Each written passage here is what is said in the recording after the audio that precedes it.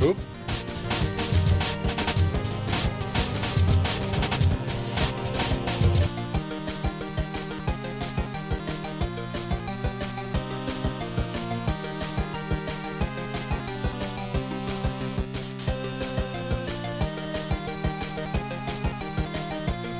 Wait a minute, for some reason, my headset is not picking up Discord. Let me fix that.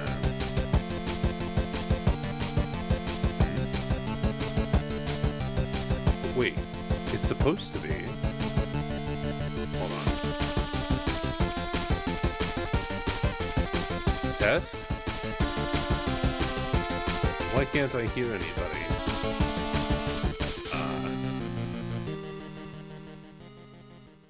Hold on, we're gonna have to figure this out. Let me try switching audio devices off of my headset. Oh wait, no, I figured it out. Did you have Discord muted again? Muted? No. Mm. No. No. Mm-hmm. Alright. Let's see. Here we are. There are a group of us. Come on. For now. Hmm? I said for now. For now. For now. Boo-boo. Okay, Oh, so shit. do we want to start a couple of pages back and then move up to where we are currently, or do we want to just move up to where we are currently and hope that Crystal's caught up? I was here for the last stream. Yeah, were you here for well, you had to leave kind of towards the end, right? Oh, yeah, but I'm fine. Oh, well, I wasn't here either. I'm always lost. I'm always lost. I'm always confused. Nothing new there. well, as stated before, I guess the VODs are always there in case you need. Let's see. Yes, all four of you are on screen, so it's working. Is it? Yes. Okay. Is it though? Well, in the case that we're not gonna do any excess recap, we can get to the animation that leads up into the next act. So we can at least have a soft recap. Before we go, does anybody want to reintroduce themselves for any reason? You know, we've been doing it every stream so far, so no reason not to. Yes, I suppose. Yes, we can. Yes. Hi. I'm Homunculus. I am a voice actor, a video editor, an artist on Twitter, and I have a YouTube channel, Patreon. Please check those out. And yeah, I've voiced John mostly on these things. Hi, I'm Atomic Sunrise on Twitch. I run a Monday through Thursday grind set kind of thing where I play a variety of different content. I'm part of the D League of Gamers, which is kind of this silly little YouTube group I'm part of. But I mostly just do variety content, and that's about it.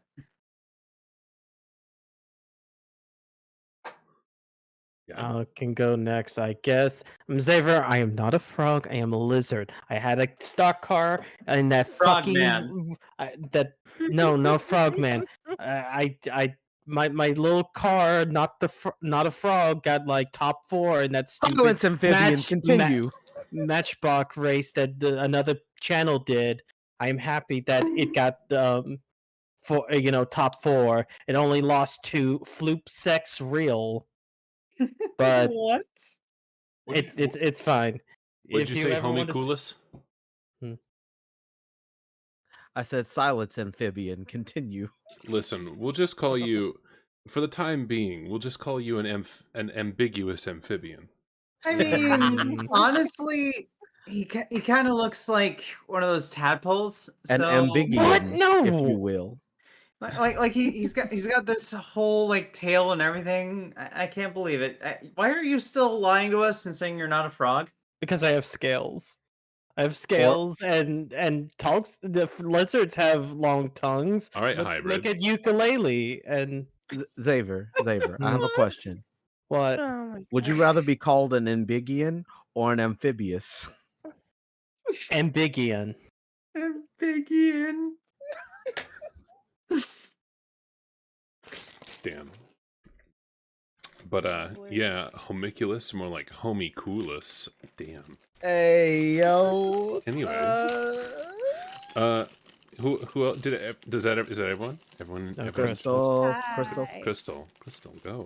Hi, I'm Crystal Moon Cosplay. I'm a cosplayer and a voice actor. You might know me for doing a lot of Charlie and Millie and Nifty. That's Currently on a some project called Has-Been Hotel shit right there. That's some Husband Hotel shit. Oh man, we got shit to do, everyone. Okay, I But, want to address something before my other account is 1. No, I did not steal Earthbound. 2. Movie Gallery ain't a fucking family-owned rental place. Fuck you. Concern? If you say so? Question mark? Okay, I guess. That sure came the fuck out of nowhere. You good, It- sir? I'm looking at Okay, chat. I am introduction. paying attention to chat. Oh, I'm that's not why on you the- sound like a fucking crazy person. Continue. Yes. Lumiao. We're looking at chat. I will be seeing the lovely chat soon. I cannot see you yet. Please bear with me a moment. As I was saying, yeah, that's some Has-Been Hotel and Hell of a Boss shit right there. Anyway, I'm currently working on a project called Anthony and Beast. Check it out, coming out next week on the 28th. You can find that on Dork Studios on YouTube. 28. 28. You're Damn. both a bunch of dorks. I am a dork. How'd you know? Just I am just not at a whale glance, penis. Honestly. Wait, is that what a whale penis is called? It is actually, yes. Wow. Listen, if Mick ever gets out of line in stream, I just have to use one specific voice on him and I'm good. You do realize that I have several voices I could do back. No, shut up. This is my chance to bully you. Lamau. You- Anyway. So, a lot of things happened. Not like so much that you're totally, completely out of the loop, Crystal, but enough that, yeah, I'm gonna say, watch those VODs, damn it. No, I'm kidding. But we're about to get a little bit, just a tiniest little bit of a video recap right here before the next act starts. So, as long as everybody is in the viewing session, Yes. we can Oh, wait, hit. am I? Yeah, I am. Okay, Here we're we good to go. This is one of my favorites. Mhm.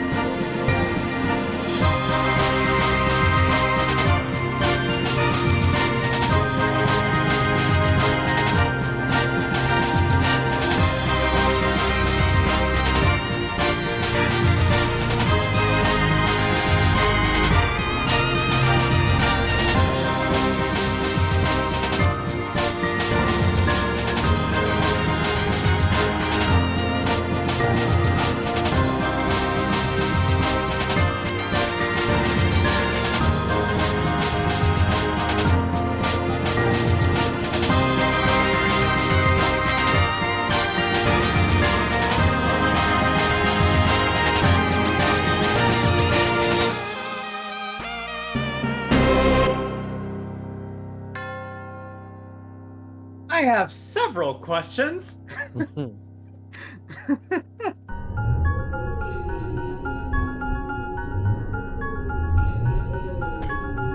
Jesus Christ. Arf bark. Bark Orf? And that is day 413 of Homestuck. Woo, yeah, baby! Or day 413. Or Homestuck day of Homestuck. Yes. Absolutely beautiful. So there you have it. Everyone, no, wait. Not quite everyone is in the game yet. But Dave and Rose entered the game. You were probably there for some of that, I think. Wait, did Jay just die? I feel like that's gonna happen a lot. So, we're gonna hit the next button. Yes. That is the end of Act 4. Now we move in to some of the fuckery. Act 5 is mostly it has like one intermission, I think. And then Act 6 is a continuous ride of acts and intermission acts and act intermissions and intermission act intermissions and act intermission acts. Yeah. Don't worry about it. Don't worry about it. Honestly, Homestuck goes down easier if you're just not really thinking. No, it definitely does not go down easier if you're not thinking.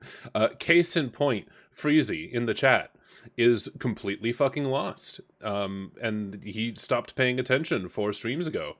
That's... Yeah, well, you know? You can't even say he was paying attention to begin with. True.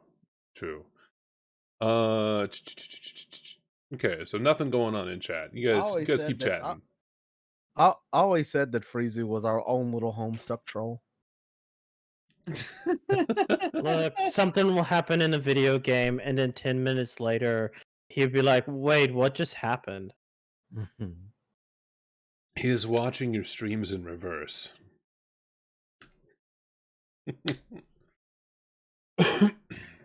Sigma so- update? Come so- on. Suburb Beta. We're back to the Game Facts post.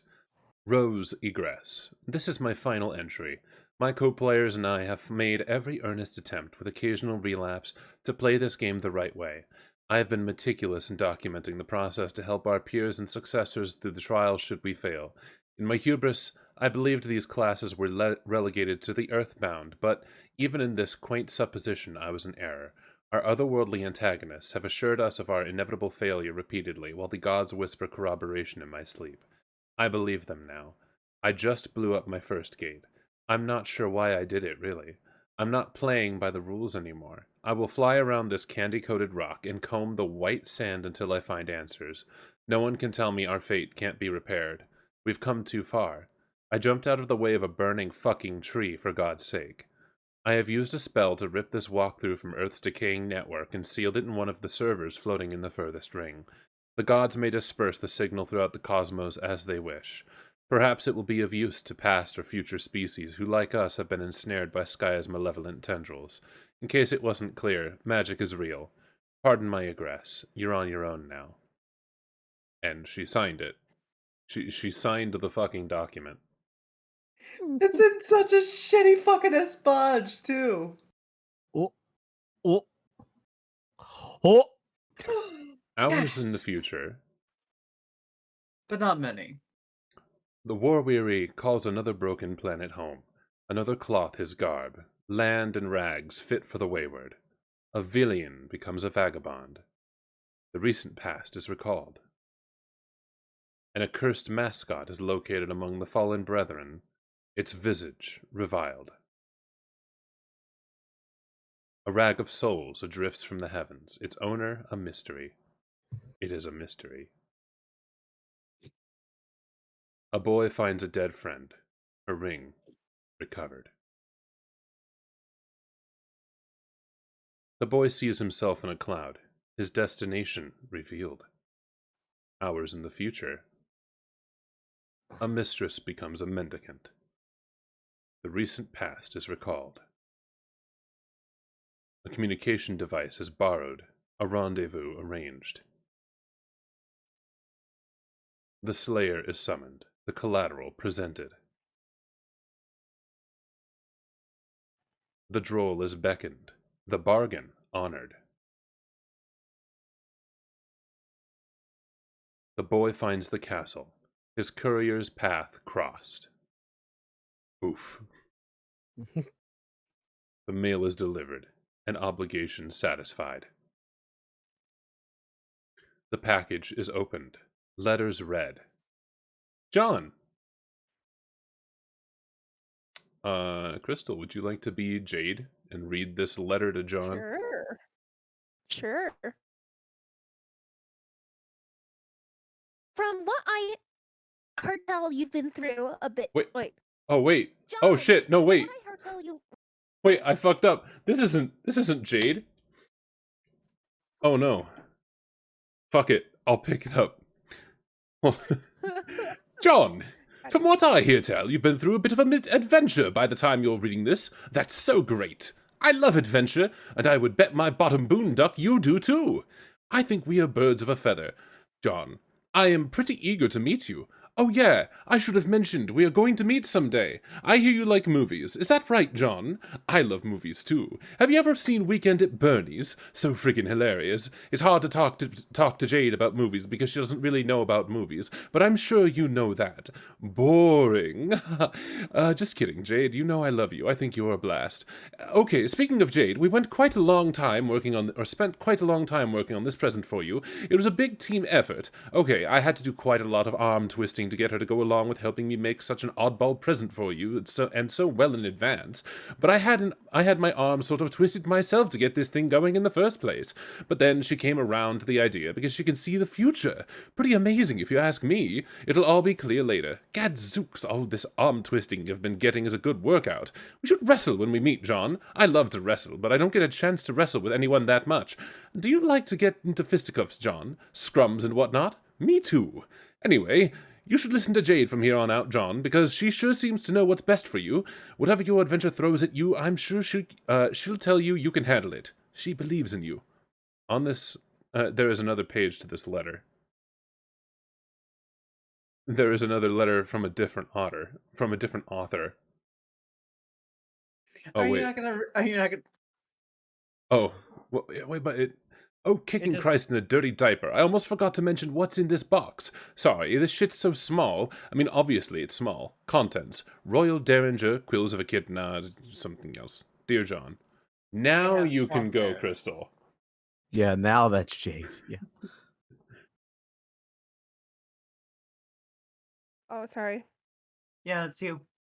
Dear John, happy birthday! Even though it's super late and you probably went through a lot of trouble to get it, I really hope this present cheers you up. You looked so sad while you were reading my letter, which is to say the one you are reading now. I can explain. You see, when I go to sleep in my dreams, I wake up on the moon of a planet called Prospect. By now, you must know about this place. I have lived there in my dreams most of my life, and I made so many friends there over the years. And you were there too. But you were asleep. The fact that you are awake now, I think, means all my friends are in trouble. You are awake because it's your job to help them. We will both help them. But, I know these things because, well, I was on the moon whenever it passed through Skya. Skya. I could see lots of things in the clouds. The past, the future, stuff about our friends, stuff about you. Now that you're awake, and apparently at the center of Skya, wow, you should be able to see stuff in the clouds too. Maybe you already have. About this present, my pen pal helped me write on it. Work on it. I got it. He included a letter too. He's really funny and silly. I like him a lot, and I think you would too. It took You a okay? long time between the two of us, and sure, the present looks like a fun and completely ridiculous thing to get. It is also really important. You are getting it exactly when you need it most. Maybe. Maybe that's hard to believe, but it's true. I saw it happen. Everything that's going to happen. But when I do know, Oh, you but saw when it happen already. oh, You skipped a line. I'm sorry. It's okay. It's okay. I saw it happen already. I don't know everything, John, but I definitely don't know everything that's going to happen. When I do know something, I always try to do my best to help people in the future. When I'm supposed to, that is, you'll get the hang of it. John, I am really looking forward to seeing you when you wake up. It's been nice playing with my Prospecian. friends and all, but kind of lonely knowing you were in the other tower sleeping and having lousy dreams. I'm not sure where I am when you are reading this, but I'm sure I'll make it down to you down to where you are soon. Geez, how did you get down there? Oh well, I'll find out. I can't wait to fly around the moon with you and show you all my favorite places. It'll be so much fun. Heart, Jade. Oh boy. Oh Hmm? no! Oh no.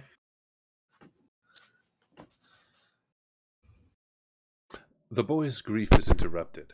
His ring sought.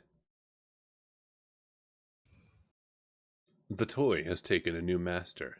The tactician, a misstep. Check. Hours in the future. A regulator becomes a renegade.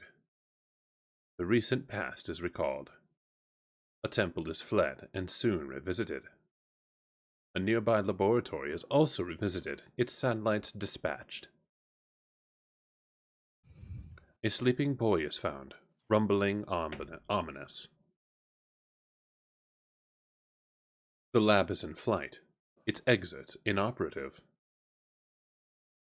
Another public servant makes a sacrifice, a citizen's safety secured. A tyrant is retreating, a battleship landing.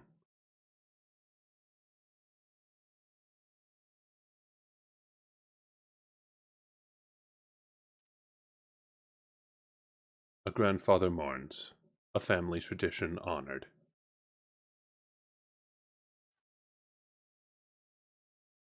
A queen mourns, a kingdom bid farewell. Hours in the future. Her journey through the wind-swept must be walked alone. Her entourage bid farewell. A queen becomes a questant. And then years. Egg. A key is employed. A command station repaired.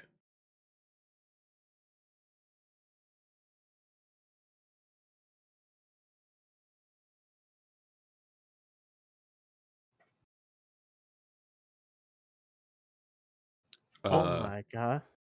Anyone want to translate that into binary? Or into, No. Give me a Out second. of Morse? or Morse, rather, not binary, sorry.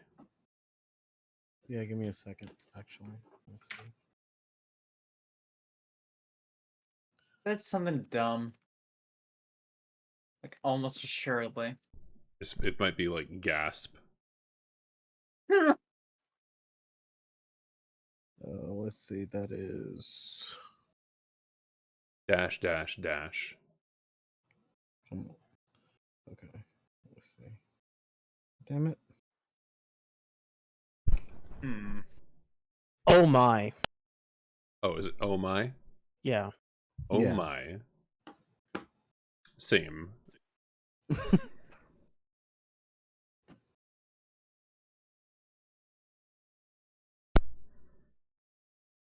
There's another cloud. And inside, a dark laboratory, unused for years. And inside, a fourth wall, pilfered from a bureaucrat's office and absconded with years ago. It isn't turned on. But if it was, this is almost certainly what we would see. Recap 2. God. Here's another. Everything that happened. Here's another recap. If you want to like read it in the VOD, just pause at any moment. There you go. Now. Okay. Anyway, Act 5. Elsewhere in paradox space, we examine another planet forgotten by time, but we will strive to remember. What was this planet's name? I just realized where we are. Wrong. Oh haha, nice one, Smarty Pants. Really hilarious. But let's get real here. No more clowning around. That is much better. In fact, as it happens, your guess is precisely correct. What are the odds? We examined the planet Alternia. Somewhere on this planet, there is a young troll. Hivebent. This young troll stands in his respite block. It just so happens that today, the 12th bilunar perigee of the 6th dark season's equinox, is the day of this young troll's larval awakening, also known as his wriggling day. Though it was 6 solar sweeps ago he was given life, it is only today he will be given a name. 6 Alternian solar sweeps, for convenience reference, is equivalent to 13 Earth years. Earth, also for convenient reference, is a planet that's not yet exist. What will the name of this young troll be? Enter name. I can't force Xaver to do that accountism. Mm-hmm. You enter something predictably derogatory, and this guy gets fed up by your shenanigans in record time. This guy has a lot of troll pals, and their adventures are going to be quite extensive and convoluted, to an even greater degree than perhaps may be accustomed. He thinks that if you think that we have time to drag out every little gag and expected pattern along the way, you've got another thing coming. He thinks you should cram that sobering understanding in your chitness windhole and stamp it down hard with your ugly, stupid-looking cartilage nub. Try again. Your name is Karkat Vantis, and as was previously mentioned, it is your wriggling day, which is barely even worth mentioning. It is an anniversary, if anything, to lament the faults of your existence, of which there are assuredly plenty. Equally plenty, and somewhat related to that topic, are your interests. You have a passion for ridiculously terrible romantic movies and rom-coms. You should really be embarrassed for liking this dreadful cinema, but for some reason you are not. You like to program computers, but you are notoriously pretty awful at it. Your programs invariably damage the machines on which they are executed, which is just as well, since you like to believe you specialize in computer viruses. When you mature, you aspire to join the ranks of the most lethal members of your society, the Threshucutioners. You like to practice with your really cool sickle, but you just wind up looking like kind of a doofus by yourself in your room. You like to chat with some of your other troll pals, most of which drive you batshit up the fucking belfry. You have been trying out a new chat client beta called Trollin', and you are not really sure what you think about it yet. Your troll tag is carcinogeneticist, and you speak in a manner that is almost exclusively ornery all the time. Later, you will play a game with 5 other friends and go on a big adventure with them. This game, for convenience reference, is a game that does not exist yet, but it will soon. What will you do? So, do you recognize any of these posters? Anyone? I think Hitch is there. I mean, there seems to be 30 first dates. 50. 50 first dates. Yeah. On the left, yeah. I'm pretty sure that's Hitch. On the far right. Oh, what's this one? Does anyone know? I can't really tell. Well, as you can see, their titles have been changed. Karkat, examine slimy purple pod. It is your Recupercoon, full of nourishing soper slime. Every young troll enjoys the cozy embrace of such a vessel each night, and the relaxing ooze helps assuage the terrible visions of blood and carnage that plague the dark subconscious of your species. It is so inviting. A few minutes couldn't hurt. Alright, I'll let somebody else read the go prompts. Anyone. Karkat, get in. Okay, this sure is cozy and all, but you can't be napping all day like a chump. Damn it, you're a busy guy. You're sort of a big deal. Goddamn slime. Now you have to change your clothes too. What were you thinking? Luckily, all your clothes are the same. Trolls think fashion is stupid. Karkat, examine movie posters. Okay, it's time to get serious here. Sweet troll Jigus, let's get real and get down to some major business. You space out and get caught up reading the titles of the films for about 5 minutes. Wow, these movies are great. You don't care what anyone says. Pure magic. Is that John Cusack? The thing that most people don't realize is that John Cusack is a universal constant. This movie. Okay, this one even you have a hard time defending, but still, it's so good. The best thing about it is how troll slander doesn't make you want to punch anything. Like, nothing at all. Really hard or anything. Or Sandler. troll Sandler doesn't make you want to punch anything. Not, like, nothing at all. Really hard or anything.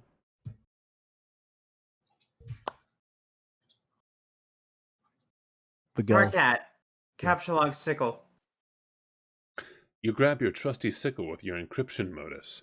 To retrieve it, you'll need to hack the code and to open the card vault left behind. This will obviously prove to be a completely ridiculous and untenable way of managing an inventory, and lead to a great many follies. Later on, you would swap your modus with your hacker friend, a guy who, unlike you, happens to be competent with programming. It would only make sense, but for the time being, it makes your life kind of a nightmare. There are so many stupid things that happen because of this modus, so many you just have no idea. Carcat, take card vault. God damn it! Here's some unhappy grumbling through the hole below. This was not the coolest thing you could have done just now.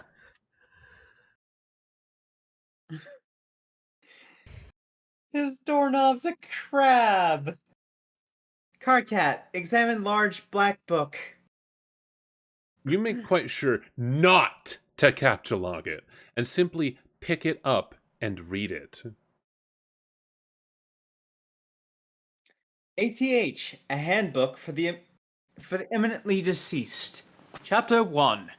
Prepare your ath file. Dig your grave. A bone to pick.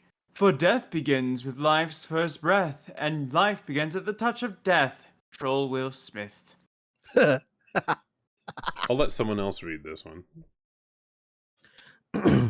It is a thick programming manual called AF, a handbook for the imminently deceased.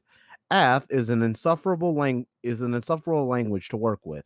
Its logic is composed of nothing but infinite loops, or at best loops of effectively interminable construction. The above page is the intro section. Documents the. I'm sorry.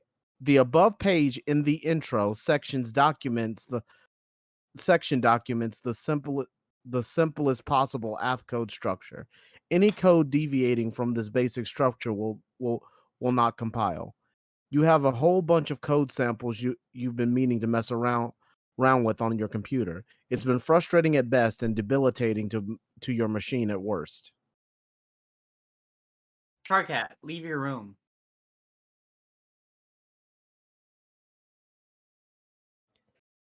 You step outside your respite block, onto one of your hive's numerous extraterrestrial landing slats.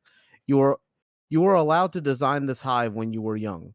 After you emerged victorious from your trials deep in the brooding caverns, you have lived here with your custodian ever since. It's almost as if your people have placed great cultural importance on teaching children to become architectural adept while very young. It has been this way since ancient times. No one seems to know why that is. Getting to build your own hive at a young age using whatever meandering design you chose likely has left you jaded to the notion of customizing your abode. You certainly wouldn't get all that worked up about a game that happened to allow you to do such a thing, at least not for that reason. Hold on. Hold the phone. Doesn't that look suspiciously like something else we've seen before? Yeah. What do you mean? Looks like John's house. Yeah. Does it? Yes. Interdasting. Carcat, examine the neighborhood.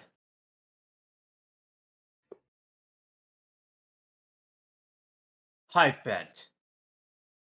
The lawn rings are empty. Blood skims the void of your porous cranial plates, as if grazing the hollow of a thrush stem or say an abandoned cocoon.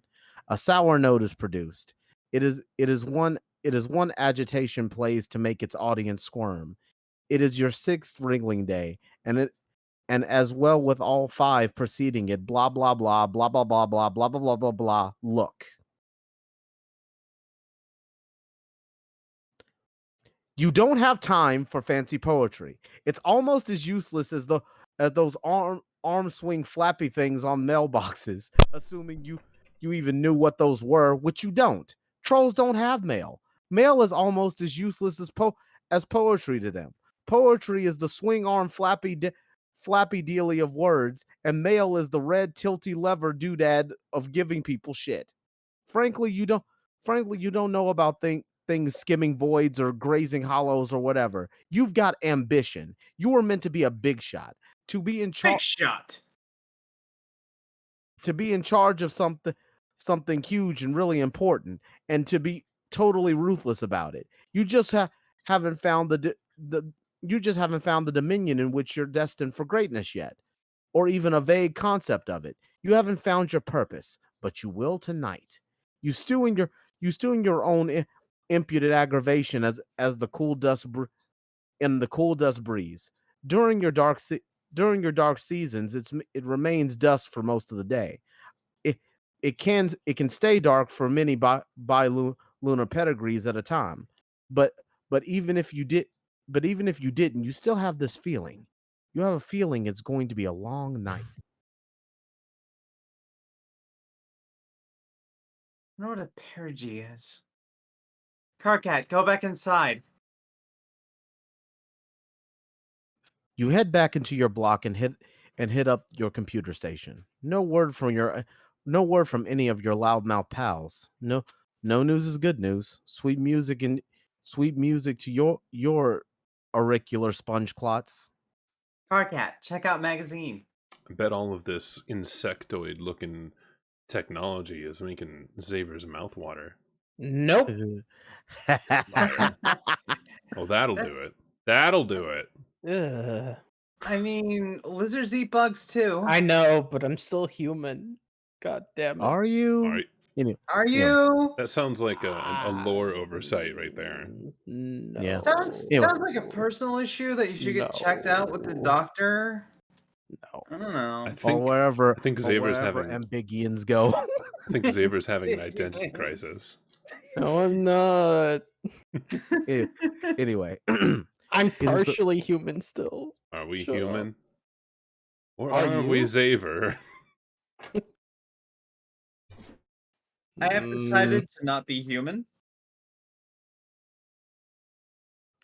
it is the latest issue of Game Grub. This one appears to boast about exclusive leaks. They all boast about that. You're not really sure what it means. You're not even really sure what it means.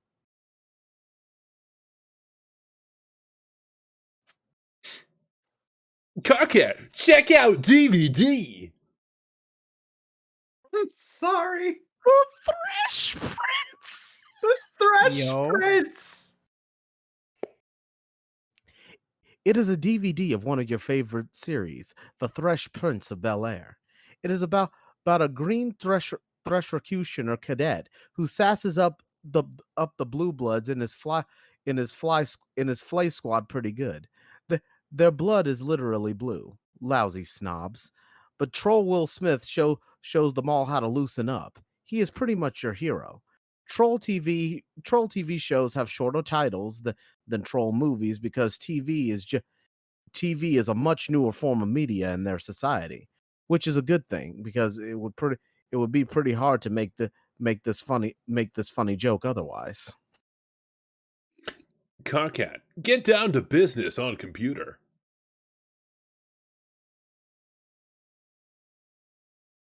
Okay, enough messing around. Enough messing around. Time to get some work done. Maybe a little programming, or oh god, it figures that installing this new beta chat client would open the floodgates. All your moron friends are going to be hounding you relentlessly. Not that they needed an excuse before. You wonder what this chump wants.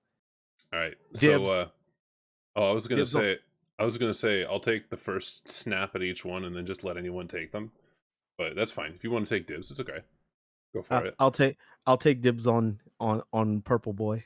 All right, and then I'll just continue to be Carclat. Okay. Flat. I guess I'll do the descriptor text then. For now. Okay. What is up, my vertebrother? What in the sweet almighty taint-chafing fuck do you want? Not a motherfucking thing, bro. Other than I'd be checking out how my best motherfucking friend is at yo. I really can't stand you, and I hate how you type. It just bothers me so much. Have I mentioned that? You say it pretty much every time we talk, yeah. But I don't have to. See? But I mean, man, this feels so motherfucking unnatural and shit. You just gotta be going with what feels right at where your heart's at up in, you know, best friend. I wonder what kind of shitty thing I did deserve such an awful best friend. Or maybe what terrible thing I'm going to do and get punished for in advance. Maybe I'm just like preemptively the worst fucking piece of trash who ever lived and don't even know it yet. But hey, look, your friendship is exhibit A, I guess. It's such a beautiful thing, this troll disease called friendship. Friendship isn't a disease, shit sponge. It's like a mistake, a big joke of nature. It's a miracle. Oh no, don't! Don't start with the miracles again! Man, everywhere I look, all I see is motherfucking miracles. It's so spiritual, all these miracles and shit. Okay, just be taking this fucking tits bottle of fucking Fago I just cracked open and how Up it's being open. all like, wait, what? Cracked up open. That oh yeah, okay, just cracked up open and how it's being all like hissing and shit. Motherfucking hissing, man. Who went all and told it to do that? How would it even do that? It's crazy. It's a miracle. It's carbonation, you ignorant douche! Try getting spoon-fed sometime instead of slurping down that weird swill all day and fondling your stupid horns. Nah, bro. I don't want to know. Don't even tell me. Knowing shit just steals up all the fucking magic from all my miracles like a motherfucking thief, and that ain't cool. The only miracle is that you like that disgusting sludge. Where do you even get that stuff? It's also a miracle how you dress like an imbecile and are basically the stupidest asshole I've ever known. Actually, you're right. There are miracles everywhere. I've been a fool. See, man, I'm straight up telling you, miracles. It's like, all right, computers, right? What the fuck? Miracles is what? Fuck you. Fuck you for me just reading that. Anyway, what's up with your bad stuff for serious here? Is something big all going down? What? I heard something big was going all down. Just all be telling me all what motherfucking it is, what it's up and all about. Stop saying all. Are you talking about TA's thing? Yeah, fuck yeah, man. So mysterious. I've never been hold on. I'm never being getting ceased to be all amazed by all these motherfucking mysteries life's got for us. Anyway, I don't know what's up with that. Maybe I'll talk to him tonight about it. Maybe I won't. It's probably just another one of his projects that winds up being completely useless and a huge waste of my time. Yeah, maybe, but he's your best friend, though, so it's all cool. Anyway, I thought this sounded like a pretty big motherfucking deal, my man. What? Bro, never mind. I just fucking did like to scare the shit out of myself here. These damn horns. You've got to get rid of those things. They make it more embarrassing to know you, which is a freaking miracle that's even possible. Like, wow, God sure cooked up a doozy there. Twinkly-eyed son of a bitch just keeps you guessing, doesn't he? Man, you know what? Man, you know you want to give my horns a good squeeze.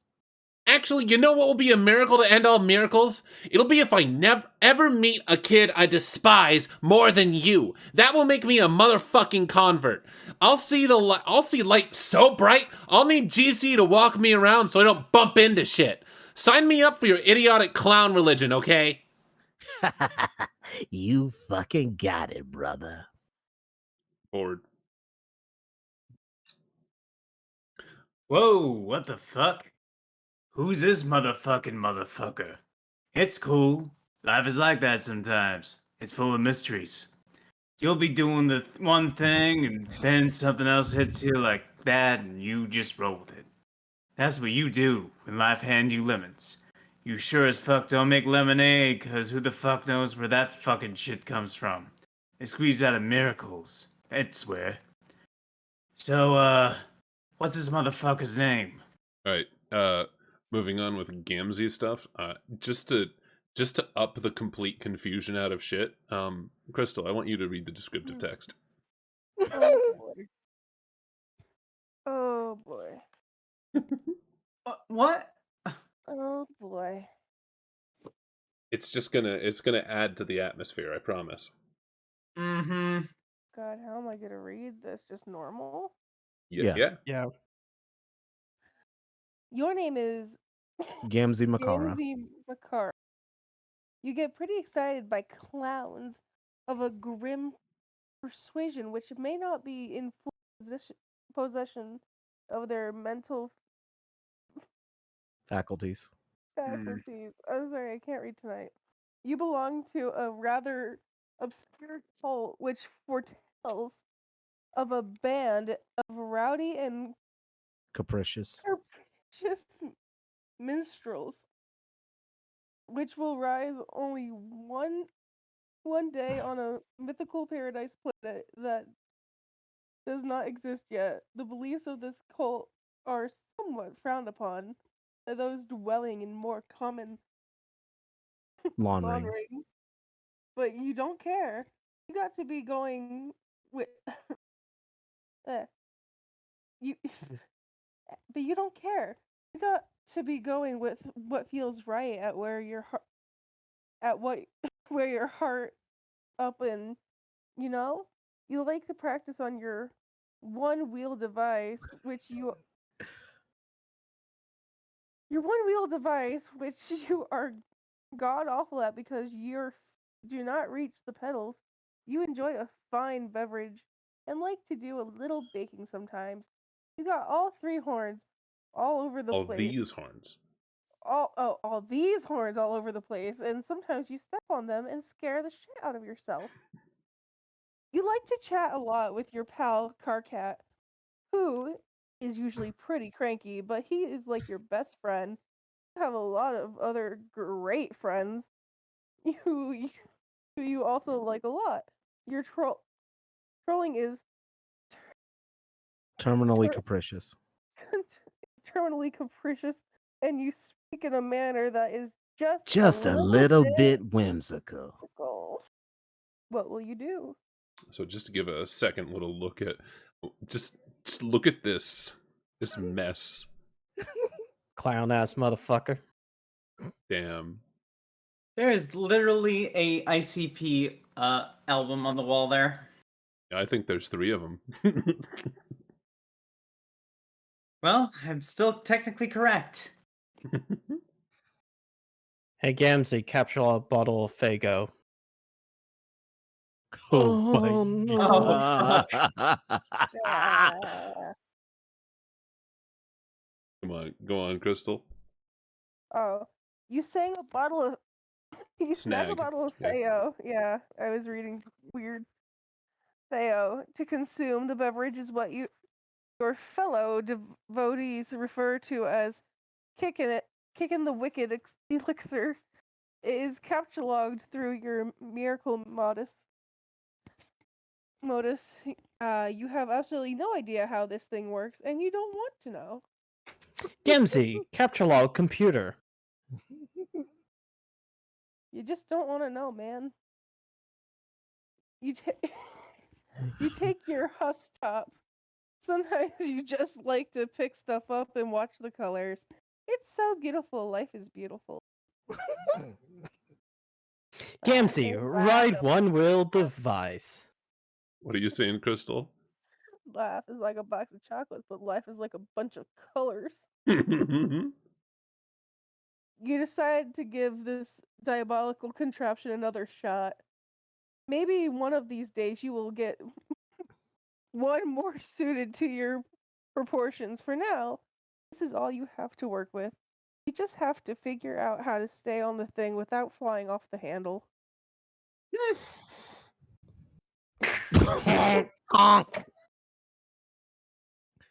You do some sort of acrobatic fucking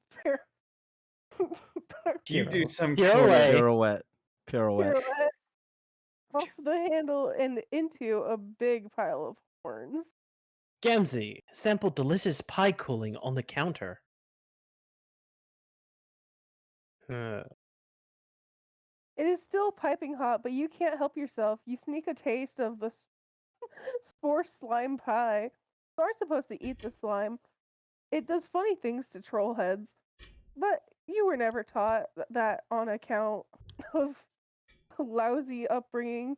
Your custodian was always out to sea. That is where he is now. Maybe you will go outside and see if you can spot him. Gamzee, take a juggling club. You grab a juggling club. You'll need it if you are going to go out. It is dangerous to leave unarmed. Gamzee, go outside.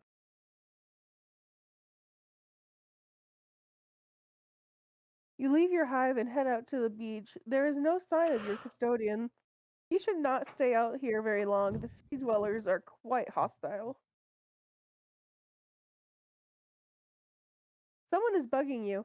This is exciting. You're always down for shooting the wicked shit with anyone.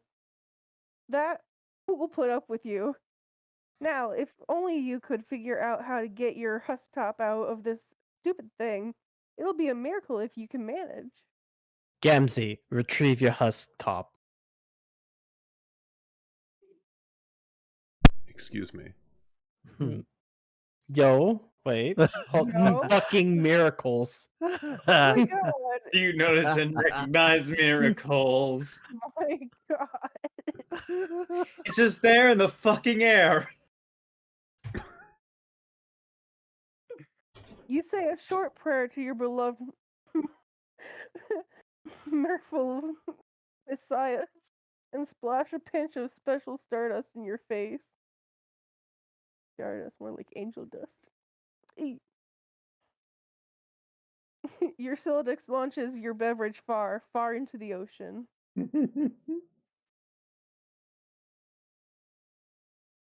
You wonder if you can just sort of reach over and Gamzee, answer troll. You're not supposed to be able to interact with that. That's not a physical object. No, it's fine. He can do it. All right. I think. Okay, who wants to be troll Peridot with no technology prowess? Again. The best I can do you for is a Kremlin. Go for it. I mean, if Crystal doesn't want to do it, she was having a blast last time, if I remember correctly. Do you want to do you want to do it? Go ahead. If you want to do it, go ahead. No, go ahead. Do it. Oh my god. Hey, gamer! Oh shit, fuck. I can't remember. Hey, gamer. Gamer. You wanna play Fortnite? Hey, gamer. Oh, fuck, I had to sit up. No, I can do that. But then again, that's what she wants to do. Hey, gamer! You want to play games with me? Hey, yeah, that sounds like the motherfucking shit's bitch tits. It sure is hard to ignore the weird thing you say sometimes, but I'm gonna. The only reason I'm asking you to is because your name is like game. No other reason. Get it? Well, I've heard of worse fucking reasons to be getting all about About to do something. Honk. Crystal muted.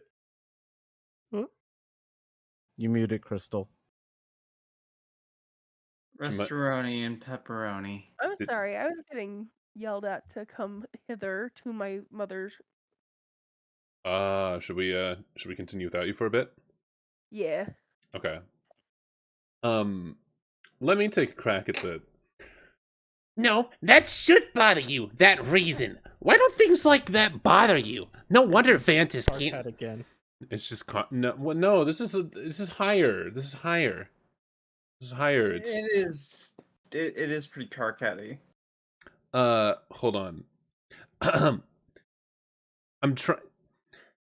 No, that should bother you, that reason. Why don't things like that bother you? No wonder Vantis can't stand you. But who cares about him? We're gonna have some motherfucking shitty bitches playing together. Or whatever you said. So is this the game I've heard about? The big mystery? Yeah. Whoa, okay. This is gonna be fucking insane. But can we play a little later? I'm outside keeping an eye out for the old goat. You know how it is with family. No, not really. A derp. Oh yeah. Durr. Way to go. How does that stupid bottled syrup of yours taste with your hoof so far up your mouth? Sorry. Anyway, I'll go inside in a while. Wow, why don't you get Carcat to fire up that motherfucker with you? He likes games. Oh no. God, can you imagine all the bitching and moaning? I used to try to play stuff with him, but how did I learn my lesson? All right, well, I'll try to get in and get up on my chill real quick and we can play. Just give me a minute. Bullshit. You know you're just gonna sit there on the beach and space out and lose track of time. Hello? Gams? What? Oh man, sorry, I spaced out. Did you know how beautiful the sound of the ocean is? Have you even ever seen the ocean? Or oh shit. Oh, I mean smelled it. Sorry. Eh. Carcat, get some programming done. Sorry, when I do Terezi, I'm trying to pull off of either one of the other teals that I did for Hiveswap, Yeah. and it's sometimes hard because you can only do so many unique things with your voice. Finally, some peace and quiet. Now you can bear down on your coding. This will surely last all evening without interruption. You reopen one of your ATH projects you had started recently. You are still horsing around with the conditions for terminating the loops. What many ATH coders do is import finite constructs and bind the loops to their lifespan. For instance, the main loop here will terminate on the death of the universe, labeled U. That way, you only have to wait billions of years for it to end instead of forever. You have bound a subloop to the lifespan of the code's author, which is you. Any routine at the end will execute when you die. You figured this might be handy for coding something to release a final will and testament, or maybe some doomsday virus. You spent a lot of time thinking about ways to make the perfect doomsday virus. Conveniently absent from ATH's extensive import library are entities with short lifespans, like a rapidly decaying particle that only lasts a millisecond, which sure would be handy, or even a fruit fly or something. But no, coding this with this language is all about finding ways to trick it into doing what you want. Your hacker buddy is obnoxiously good at it. He sent you some files which you still don't understand, but you're not going to admit that. He's even better at making viruses than you, which sometimes really gets stuck in your nook. Carcat, check out one of his files. Oh, sorry. Yeah, I was gonna say, Xavier, you were doing these for a bit. Bifurcate this, import universe 1, import universe 2, ath u1, ath u2, execute ath this, execute null, execute ath this, execute null, this dot die.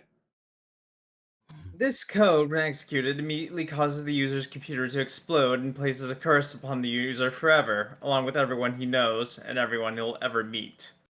Not surprisingly, later you would run this code in a fit of stupidity.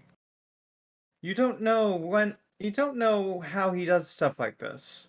What does this even mean? It's nonsense. Is it even syntactically viable? Are you allowed to color text like that? Ah, maybe you should ask him about it sometime. Oh, speak of the devil. Here he is bugging you about something. Time to put on your game face and pretend you don't think very highly of his abilities. Carcat, answer troll. So you want to who wants to be Tholuth? I can try. Or someone can take Karkat and then I can go with Tholuth. I only I don't promise want to take try. over the trolls. I'm Don't trying to die. fight the urge to say me. So is it just like frickin' Lisp stuff? Yeah, Like yeah, he nerdy talks Lisp? Tholuth hath a lith. Yeah. That's the tooth. KK, don't flip your shit about this, but I'm about to That thing. wait, setting you up to play a game with some people. Okay. You got to use. That's not work. Setting Setting you up to play a game Setting. with thumb people. Setting. Setting. I have to actually make my voice worse. I don't Don't. Okay, No. don't flip your fit. flip your do you- shit. Do you want me to do it? Yeah, that's probably be better. Fine. I don't. Okay. Don't flip your fit. KK, don't flip your shit about this, but I'm setting you up to play a game with some people Why would I flip my shit about that? because you flip your shit about everything. Well, will you look at this? Here is my shit, and yet it remains unflipped, just sitting there on the skillet, getting burned on one side. It's a miracle. Oh no, are you getting into miracles too? Because if you are, you're fire preemptively from the game. Fuck no! Okay, nice. Miracles are like poop stains on God's underwear. Making fun of people's religion is the best thing to do. That's why he hides from them. They're fucking embarrassing. God launders in mysterious ways. Right on. But let's shut our mouth for a second and talk about this game. It'll only be a second, really. You don't have to do much. Okay, good, because I'm pretty busy tonight. What is this thing anyway? Why all the secrecy?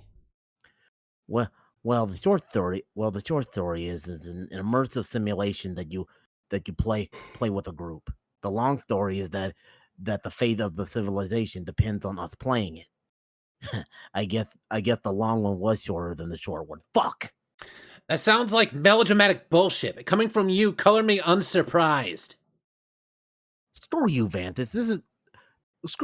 This shit is more real than Kraft Grub sauce. Hold on a second.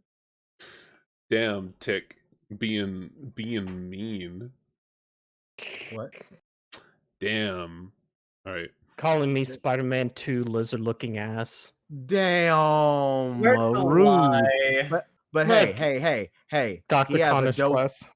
He has There's- he has a dope voice though. That's a compliment. Mm. I like his voice. Right, okay, so you made this game. No. More like I adapted it. From what? Some crazy technology AA dug out of some ruins. Haven't you talked to her about it? Man, no. I can't talk to her. She's so spooky. I don't know why most of our friends are such psychos. Probably it's because most trolls are. If you heard what I heard every night, I mean, wow, fuck. No, let's not talk about your weird mutant brain. And don't scan mine or whatever. It's off limits, you douche. I told you like a billion times. I can't do that, you nub slurping fuckpod. Why are you two up to this secret stuff? Why haven't you told me anything about this? KK, I'm sorry, but it's really kind of a private matter between me and her, and I appreciate it if it was respected. Oh, God. Stop being so sensitive. It's a repugnant quality. Okay, how about you take your own advice? You are such a blubbering hypocrite. You're lucky I'm so magnanimous and You're lucky I'm so magnanimous and charitable because otherwise there's no chance I'd waste my time on you. What a load of shit. There's an act that you actually think you're a hotshot? You know you hate yourself. Nobody hates themselves more than you, idiot. Yeah, well, I hate you way more than I hate myself, and that's fucking saying something. In fact, I hate you more than I hate myself, and you hate yourself, and you hate me combined. Oh, fuck that noise in every leaking orifice. Is God. You know I hate the combined product of you and myself more than you could ever begin to hate me and myself and you and yourself on the worst day. So fucking deal with it. Okay, timeout for the idiot. The idiot gets a timeout and shuts up for a second. That's you. Just tell me what to do about this game. Oh, okay. Well, I'll send you the download soon. I'm setting up two teams, like two separate competing teams, so there's a better chance of at least one group winning, and also, I guess, to see which one can win faster. Your lisp is flipping. My bad. There's a lisp. It started to go. Okay, let me guess. There's a red team and a blue team, right? Yeah, you're on the red team. I will be the leader of the blue. Okay, then I guess I can pick up my teammates then? Bro, you're not the red team leader. I picked GC for that. What? Dude, I did not think you'd be interested in this. Don't act all offended. Oh, wow, now I see. Really fucking clever. Picking the blind girl to lead the team you're competing with. I knew you were a cheater, lowlife fucking scumbag with no scruples or self-esteem and were basically worthless on every level, but somehow I'm still disappointed in you. Yeah, I'm such an idiot for not rewarding your bubbly personality and your impeccable people skills with a leadership gig. What an inconsiderate knuckle-sponged asshole I've been. I am a hatched leader and you know it. I'll know your filthy Hiveswap is fluttering in the profane breeze that's shooting out your stinking meat tunnel. I do know that much. How do you get out of your cocoon in the morning knowing you're the worst thing a universe has ever been responsible for? Also, it must be hard with your hands persistently bothering every mutated set of genitals peppering that ghastly husk of pawn off as a body. Fuck. Has a female ever looked at you without at once turning skyward and erupting like a vomit volcano? Answer me that! This is so immature. I'm basically just laughing here at how immature you are. Like I really give a fuck who the red leader is. I want to be the leader. Fine. Talk to if You want to be you want to be the leader. Talk to GC about it. I guess these conversations we have do get kind of embarrassing in retrospect. We're not friends anymore are we not friends anymore because of stuff I said? You literally ask me that every time. Are you joking? I can't even tell anymore. It's a joke, moron. Honestly, I'm just glad nobody else is privy to our conversations. Actually, why don't we make a pact to delete this one from our logs? I'm just shuddering here, scrolling up and reading this. Yeah, okay.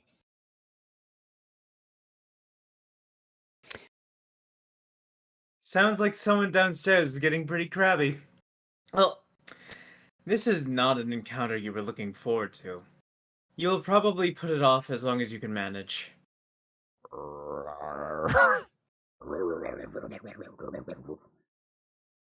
Oh, hey. Why, who's this young lady? Enter name. Your name is Terezi Pyrope. You're pretty enthusiastic about dragons, but you have a particular affection for their colorful scales, which you gather and use to decorate your hive. Though you live alone deep in the woods, you surround yourself with a variety of plushy pals known as scale mates. You often spend your days with them in rounds of live-action role-playing. You used to engage in various forms of more extreme role-playing with some of your other friends before you had an accident. You take an interest in justice, holding particular fascination for orchestrating the demise of the wicked. You have taken up study of brutal Alternian law, and surround yourself with legal books. You have no need for copies printed in troll braille, because you can smell and taste the words. You hope one day to join the honorable ranks of the legislatorators. Your troll tag is Gallows Calibrator, and you speak with the numerals, whatever. You speak with the numerals the blind prophets once used.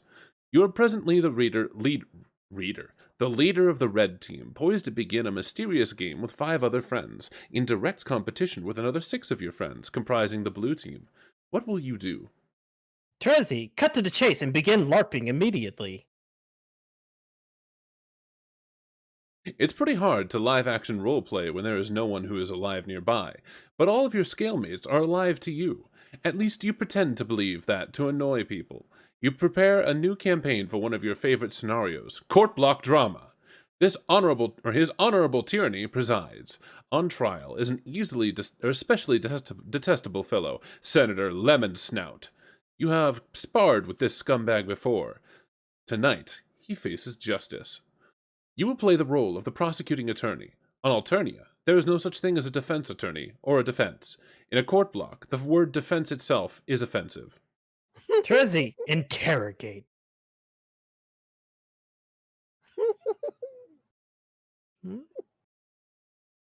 Most of the interrogation is in the intimidating silence. Terezi, slap him around a bit. Slap. You don't want to slap too hard, enough to sting, but not to bruise. It must be methodical, businesslike, and persistent. You only stop when you smell tears. Mr. Senator, you smell very nice. Your luscious yellow scales are like the sweetest gumdrops to the prosecution's nose. But your deceit stinks. Did you honestly think you could dip your corpulent snout into the imperial beetle coffers like that and get away with it? Did you think your revolting abuse of the public trust would go unnoticed? Think again, good senator. While the prosecution may be blind, rest assured the League of Legislators sees all. Terezi, call a witness. Oh, well played, Lemon Snout, well played. The prosecution's key witness murdered. How convenient. The court block has little choice but to acknowledge your cunning. You have earned just a teensy sliver of your respect back. For now. But wait. Shocking development. Oh my, what have we here? The prosecution begs your pardon, dear Senator, but you appear to have dropped something. A personal satchel, perhaps, chock full of illicit embezzled beetles, with which you have the unmitigated cheek to walk before his tyranny, concealed beneath your ill-gotten finery. The prosecution requests a short recess from his honorable tyranny so that all law-abiding and mother-grub-feeding citizens may go outside and puke. Terezi, sentence the criminal. As the prosecutor, it is your job to reach a final verdict and sentence the reprehensible felon, while his honorable tyranny watches in silence and submits grim approval. But you take pity on this miserable bureaucrat. You are feeling merciful. You will give him a fighting chance. You will flip a double-headed troll Kager to decide his fate. You do this quite often when making important decisions, kind of like Batman's nemesis Two-Face or that guy from No Country for Old Men. It turns out there are lots of badasses out there flipping coins, but those are Earth things, and you've never heard of them. It's safe to say you borrowed this gimmick from one of the many, many troll things out there that's got hard-boiled dudes flipping coins for major stakes. You base the habit on whichever one smells the most badass. Terezi, flip. Cling! Cling. The coin tumbles through the air. Lemon Snout is sweating bullets. Heads. A favorable flip. The senator exhales in relief. But what are you so happy about, Mr. Lemon Snout? He looks a bit confused. He quivers his lowly proboscis at the coin. See, the coin has exonerated him. Coin? What coin? Surely you jest, Mr. Senator. The prosecution sees no coin. She's blind, remember? Oh, shit. Damn. There's just so many of them. Terezi, adjourn. Another triumph for justice. The court block is adjourned. You offer final salutations to his tyranny in the customary manner. Okay, that's not customary at all. You're just kind of weird. It's just that your red chalk is the most delicious chalk. You cannot get enough of it. Anyone who says there is a more delicious chalk out there simply reeks of deceit. You sure had to go to a lot of trouble to do that. Trezzy, go get the cane. You need your cane. You're blind, remember? You take your walking cane, which you use as a weapon, kind of like Earth Daredevil, who you've never heard of. You will use it to wallop enemies when you enter the medium. Wallop. Like this. Yo. Trezzy, begin recruiting red team members. Your nose begins scouring your chump roll through the saliva smears on your monitor for potential teammates so you can start playing. No, not her. Nope, not her either. Definitely not that guy. Okay, how about this girl? You like to roleplay with her sometimes via chat. You pretend you are a member of the mysterious and noble Dragonid race, while she does her own goofy thing. You don't have it in your heart to tell her that your chat RPing is meant facetiously. Facetiously. Trezzy, troll AC. Somebody take Terezi, and I guess I'll go Nepeta for now. Oh. Anyone can beat Let me- Terezi. We're shuffling all over the place. GC lands on your whelping stoop and raps on your cave with her noble and elegant talon, and once with her mighty snout for good measure. AC saunters from her dark cave a little bit sleepy from the recent kill. AC uses one of her mouths to lick the fresh blood off her paws, and the other one to blow you a kiss. GC, with a mighty whisk of her mighty tail, plucks the kiss out of the air mightily. GC pockets the kiss in her enchanted rucksack for later to do something magical, like make a goblin wish come true. Yes! AC finds that to be most admirable use of a kiss. She thinks that goblin wishes need to come true too, just like any other kind of person's wishes. AC beckons your pardon while she rips apart this tasty beast to prepare a meal for her cubs. GC eyes the beast hungrily and mightily. Uh-oh. GC eyes the cubs hungrily and mightily, especially mightily. Don't you dare! AC shouts, "Don't you dare!" indignantly. But it's too late! GC scoops up a plump cub with a glistening majestic tail and flies off magically. The innocent cub is crying and crying and crying! AC says, "No!" and looks a bit crestfallen. AC gets a clever idea to slake the majestic dragon's mighty hunger. She prepares the lion's share of the slain armored polar bear for GC. GC's magnificent curiosity has been perked. Is it a bull chlorobear? Chlorobear? Ah, fuck. Oops, she asked that. AC pauses a moment and nods knowingly with a couple of smug grins on her face. She confirms it is indeed the bulliest of bears. GC instantly loses interest in this puny cub and drops it to the ground far below. But as it happens, the really cute cub lands in a bush safe and sound. Phew. GC's alarming splendiferous girth settles over the succulent chlorobear steak. When she finishes the savory red meat, she lifts her proud, wise head and opens her great big mouth and speaks the ancient tongue of a thousand wisdoms. She says, "Hey, do you want to play a game with me?" AC crinkles up her nose and prepares for a really unprecedented marathon of baffling feline obstinacy. Her dragony suitor will make neither rhyme nor reason of her perplexing behavior for even an instant. No, that was a real question. Want to play a game? Oh! Okay, if you mean a computer game, then yes, that sounds like fun. Okay, you could be on my team. Team? Who else is playing? I haven't decided yet. A whole bunch of us are in 2 teams. Oh. Well, it does sound like it'll be a lot of fun, but I think I should get permission first. Blah! That's so stupid. He's not the boss of you. I know, but still, I'm kind of scared of him, and I think perhaps it's best to just run it by him first so there isn't a kerfuffle about it or anything. This is stupid in such a terrible myriad of dumb ways. You shouldn't be afraid of. Wait. Onion? Myriad. Anyone. Sorry. You shouldn't be afraid of anyone. You should you should kill big animals with your bare hands. And in any case, he lives nowhere near you, so the whole thing was extra stupid. I know, but I don't think it'll be a big deal. I'll just mention it casually and it'll be fine, I'm sure. And then we can play in just a little bit. Fine. In the meantime, I'll go round up some more people to play. Okay. In the future, since you're back, you can take Nepeta, I guess. Terezi, Oh. troll TC. What? Huh? Okay. Is that okay with you?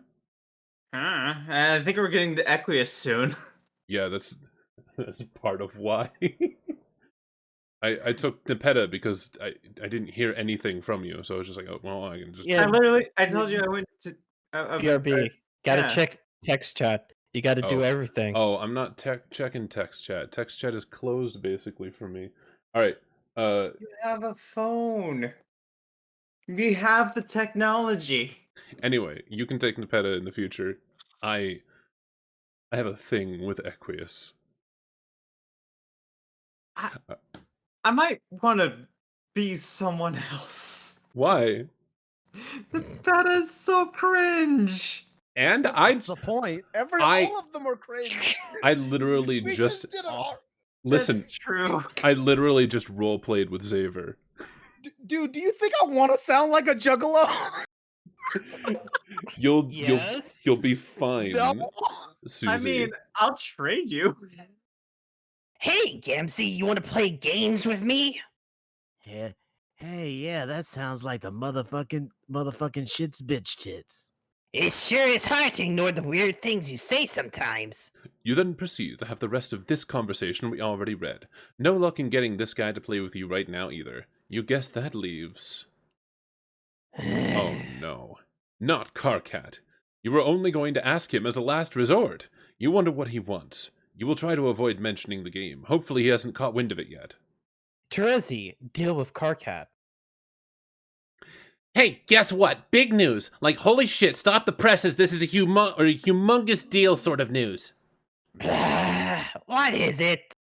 You're not the red team leader. That's me. I'm the leader. It's been decided on an official basis. Okay, so I guess I'm supposed to make a big stink about this and say why I want to be the leader. What? No. I mean, you can, but it won't do any good because I'm the leader and that's all there is to evacuate through your protein chute on the matter.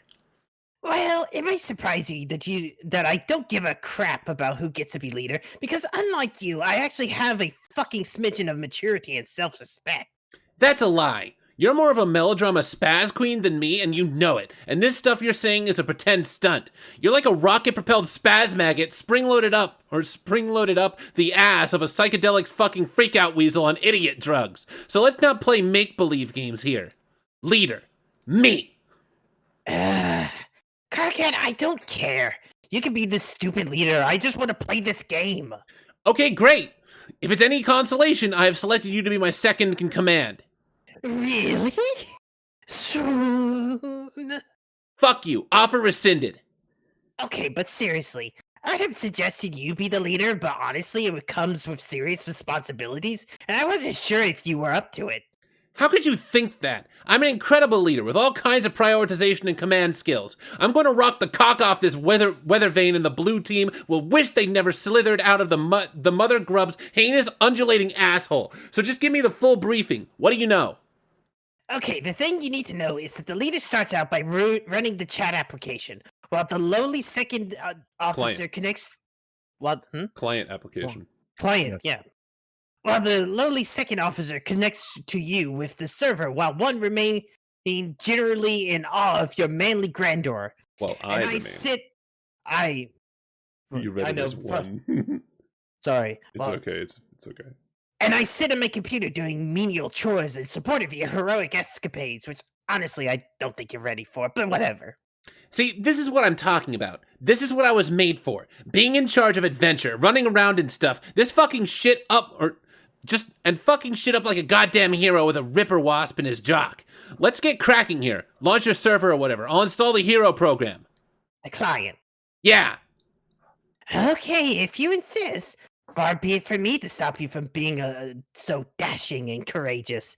And to be perfectly honest, a little bit handsome.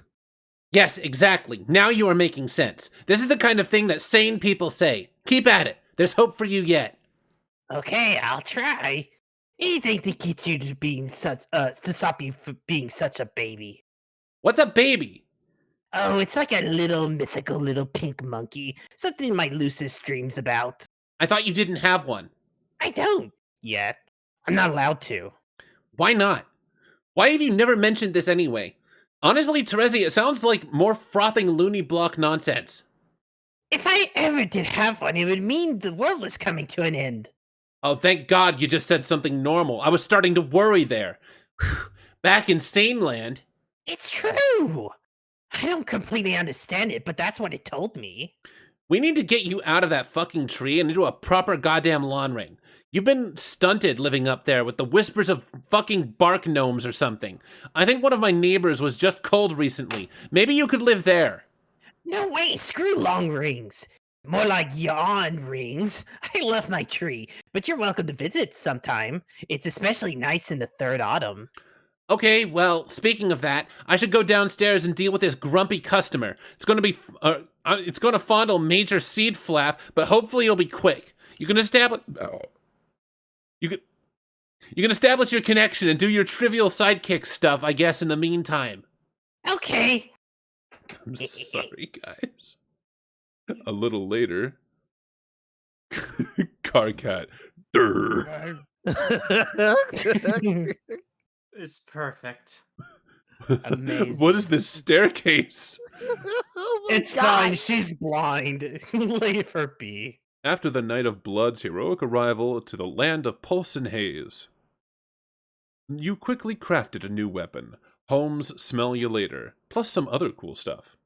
Carcat, deal with Terezi. That's another fucking Fresh Prince reference. Yeah, it is. You can see me, right?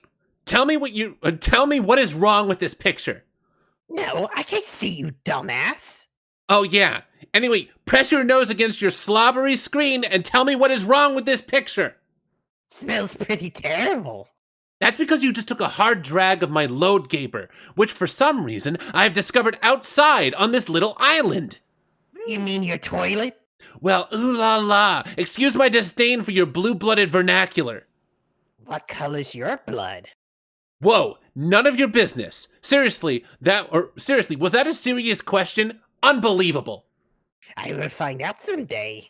What is your obsession with colors? It's bad enough you waste all my hard-earned grist rambling my hive around like that, not even in the direction of the fucking gate, but then you go and spend it on an ugly paint job? I killed a lot of imps for that grist. Carcat, please. Don't pretend you didn't enjoy going around killing things, and that you wouldn't enjoy killing a whole lot more. Prancing around with your little sickle being all adorable. Yeah, right. More like Adora Bloodthirsty. I'm prancing around being that, okay? Anyway, this is awful. This is no way for a leader to be treated. Sorry, this is what you wanted. The leader is the first one in. This is what the leader is supposed to do. No, this is not anything except for that for what bullshit is. A leader shouldn't be at the mercy of the hive renovation whimsy of a psychotic blind girl. When do I get the chance to fuck up someone's hive? I should be the next one to connect to a client. No, you can't. You have to be the last one to connect to complete the chain. More lies. Think of it this way. I'm your server player, so priority has to be on me getting in the game before I get killed by meteors. In which case, you be screwed in there, then the next guy comes in, then the next, and you bring the last one in. Whoa, wait, what? Meteors? What the fuck are you talking about? What does this have to do with meteors? Oh boy. You need to get with the program, Carcat. Have you talked to AA? 4-4? What? Apocalypse of Risen, sorry. No, of course not. Or TA, or AG, I guess, or CA. Really, there's like a whole conspiracy about this, as I'm finding out. Well, why don't you just tell me so I don't have to talk to any of those double-talking assholes? I can't! I gotta step out the tree for a moment. When I come back, I will enter the game. See ya! A little while ago.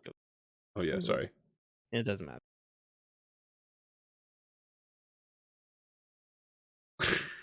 Oh, baby! Desecrate. You're not sure why you did that, really. There'll probably turn out to be a reason. There's a reason for everything. Understanding this lets you be reckless. Whoever you are. A little later. Somewhere else entirely. That's the same bottle. Rubbish from the land dwellers makes you sick. Whoever you are. And still later. And later still, sorry. We return to the land of pulse and haze so that we can rewind a bit. Before all that paint got slopped on your hive, and before that mysterious hole was made. Man, how'd that hole get made? It was it was when Carcat ran TA's cursed Ath program and his computer blew up. That's what happened. We'll see this happen later. It will be startling and unexpected. Carcat, deal with crabby customer. Okay. You go downstairs and confront your custodian, which is another term for a frightening beast known as a lusus naturae. Your lusus has looked after you since you were very young in lieu of any biological parents whom you have never known. No young troll ever knows his or her blood parents, nor could such a lineage ever be accurately traced. Adult trolls supply their genetic material to the filial pails carried by imperial drones and offered to the monstrous Mother Grub deep underground in the brooding caverns. She then combines all the genetic material into one diabolical incestuous slurry and lays hundreds of thousands of eggs at once. The eggs hatch into young larval trolls which wriggle about to locate a cozy stalactite from which to spin their cocoons. After they pupate, the young troll with his or her newfound limbs undergoes a series of dangerous trials. If they survive, they are chosen by a member of the diverse and terrifying subterranean monster population native to Alternia. This creature becomes the troll's lusus, and together they surface and choose a location to build a hive. The building process is facilitated by carpenter droids left on the planet to cater to the young, but only for building. They're on their own otherwise. The vast majority of adult trolls are off-planet, serving some role in the forces of ongoing imperial conquest, besieging other star systems in the name of Alternian glory. The culture and civilization on the homeworld is maintained almost entirely by the young. Trolls sure are weird. Strife? It's Strife! Showdown. Oh. It's not playing. Whatever. You leap into the domestic fray in an attempt to mollify your nannying aggressor. After a lot of kicking and fussing and gnashing of teeth and carapace, you just pull out a few chilled roe cubes from the fridge to settle the beast down. Trolls and the custodians have a peculiar arrangement of codependence. The lusus behaves as a lifelong bodyguard, caretaker, and visceral sort of mentor, while the young troll must learn to function as a sort of zookeeper. We decide to agree this conflict is not a big enough deal to warrant a detailed explanation of the action or an embedded musical accompaniment. We also agree that while it would have been pretty sweet, we are also in kind of a hurry here. But if it were to be accompanied by something audible, it would probably sound something like this.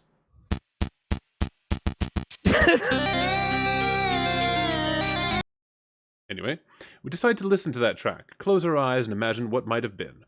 Wow, that sure was awesome. Anyway, moving on. I'll be back in a bit. My stomach's killing me. Okay. Okay. In fact, we are in such a hurry, you could almost say that we need to get moving. On the double. Yeah! Yeah. Yeah. There's this pretty cool dude, okay? Some people seem to think he's cool, sometimes. He guesses they're right. I mean, maybe, if they say so. Actually, you know what? They're right. This guy's dynamite lit in a box of hot shit. Screw the haters. Anyway, he's standing around being all chill, like cool dudes are known to do sometimes, when they're not moping around or nursing migraines or whatever. A cool dude like this probably has a real cool name, or at least a name that doesn't completely fucking suck. Like, at least not the kind of name that just belongs to someone you'd want to just perpetually wail on.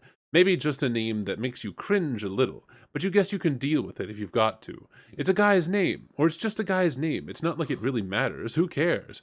But he probably wouldn't just tell you that or tell you what it was if you asked. He'd be way too moody for that. In fact, this guy probably thinks you've got some attitude and probably doesn't want a damn thing to do with you. You could always try to guess his name, but instead of that, here's a better idea. Why don't you just fuck off and go to hell? Here, name this kooky broad instead. Okay, what's her name? Wait, you've got to be kidding me. Looks like we're going back to the other guy again. Alright, hang on.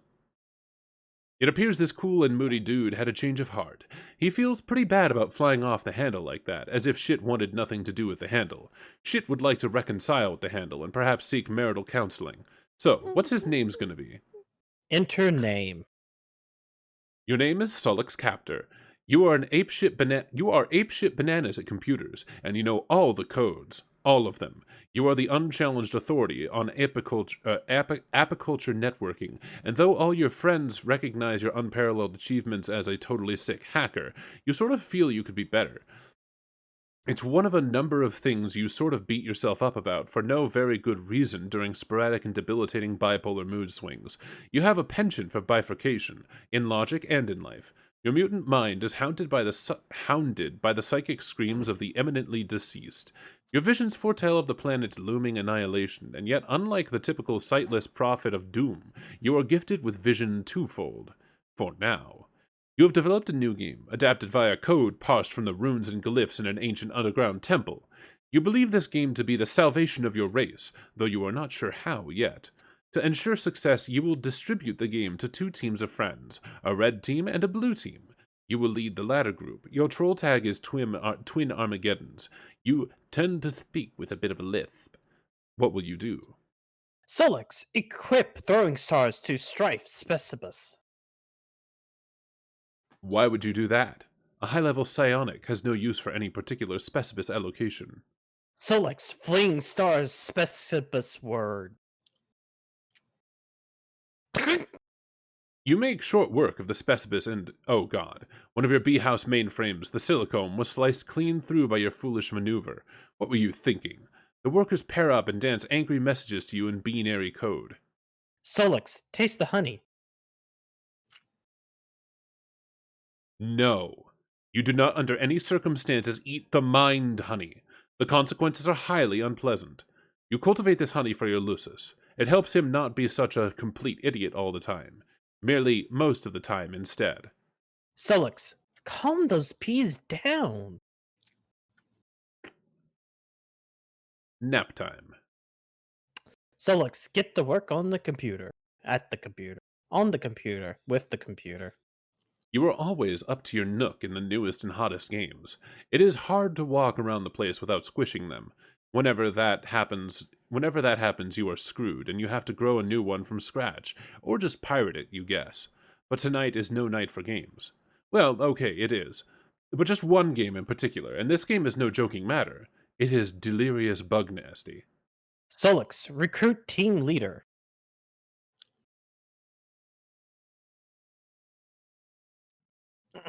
Give me a second, sorry.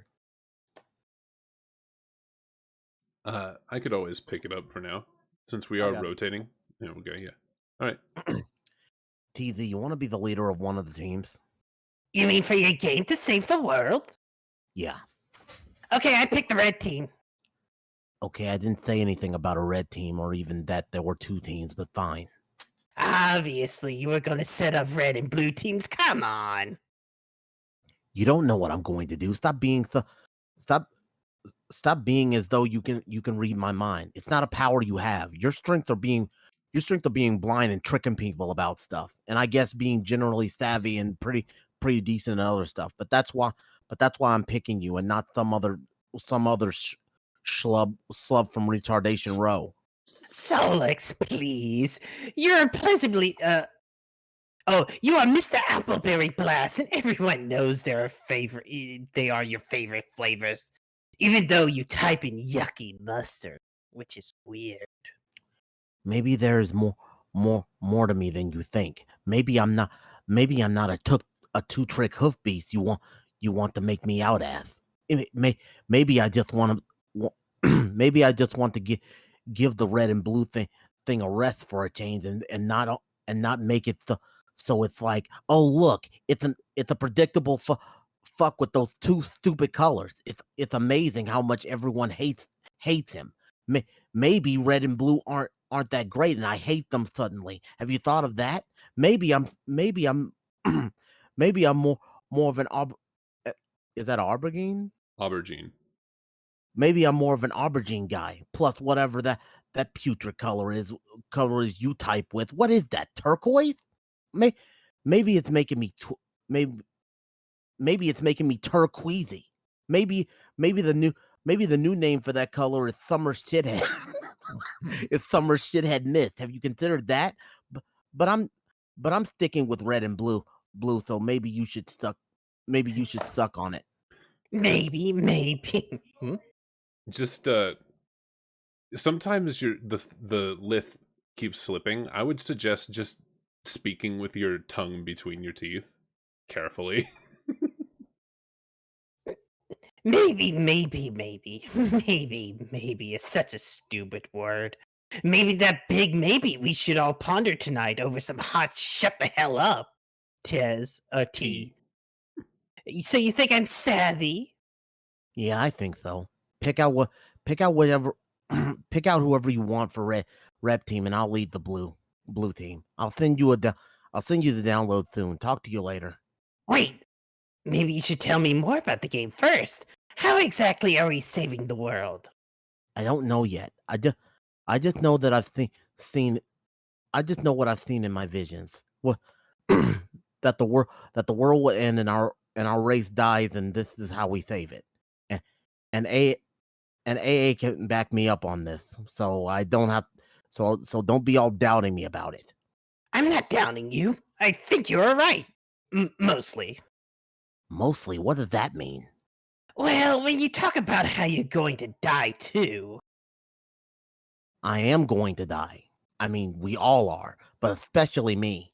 I'm going to get my ass served to me twofold, double the service, like two dudes on Double Butler Island, getting worked over by a Siamese twin masseuse.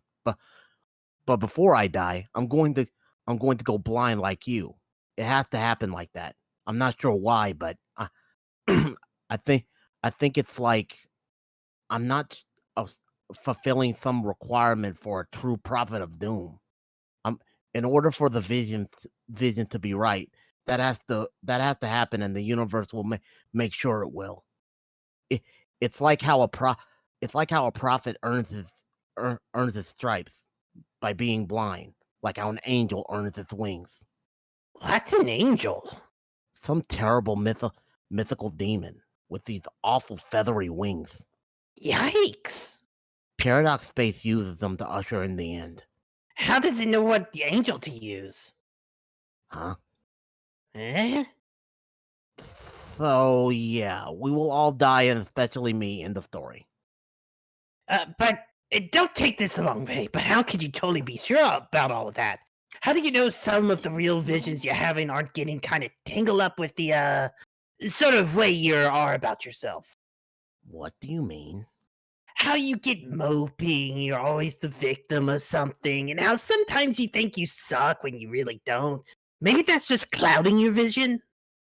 Okay, that's some personal, private emotion. That's some personal, private, emotional issues, and I'm dealing with that. And honestly, I'd appreciate you not always throwing it in my face every goddamn opportunity you get. Like this is a big circus act to you, and that it's your special clown pie. See? God, so sensitive. Seriously, talk to AA. She will collaborate everything. You and she are pretty tight, aren't you? Not really anymore. She used to be a lot of fun, but now talking to her, I don't know. It just somehow always makes me sad. Oh, okay. Well, tonight's not about fun. This is serious, deliriously so. We are in some smearious shit-stained city. Screw you and your shit stains. I will have a fucking blast and you can't stop me. Blue team to come. Scum. Scum. Oh. It's just like to come. Yeah, he's copying Tholokthith. Oh shit! Oh. It's on, sucker.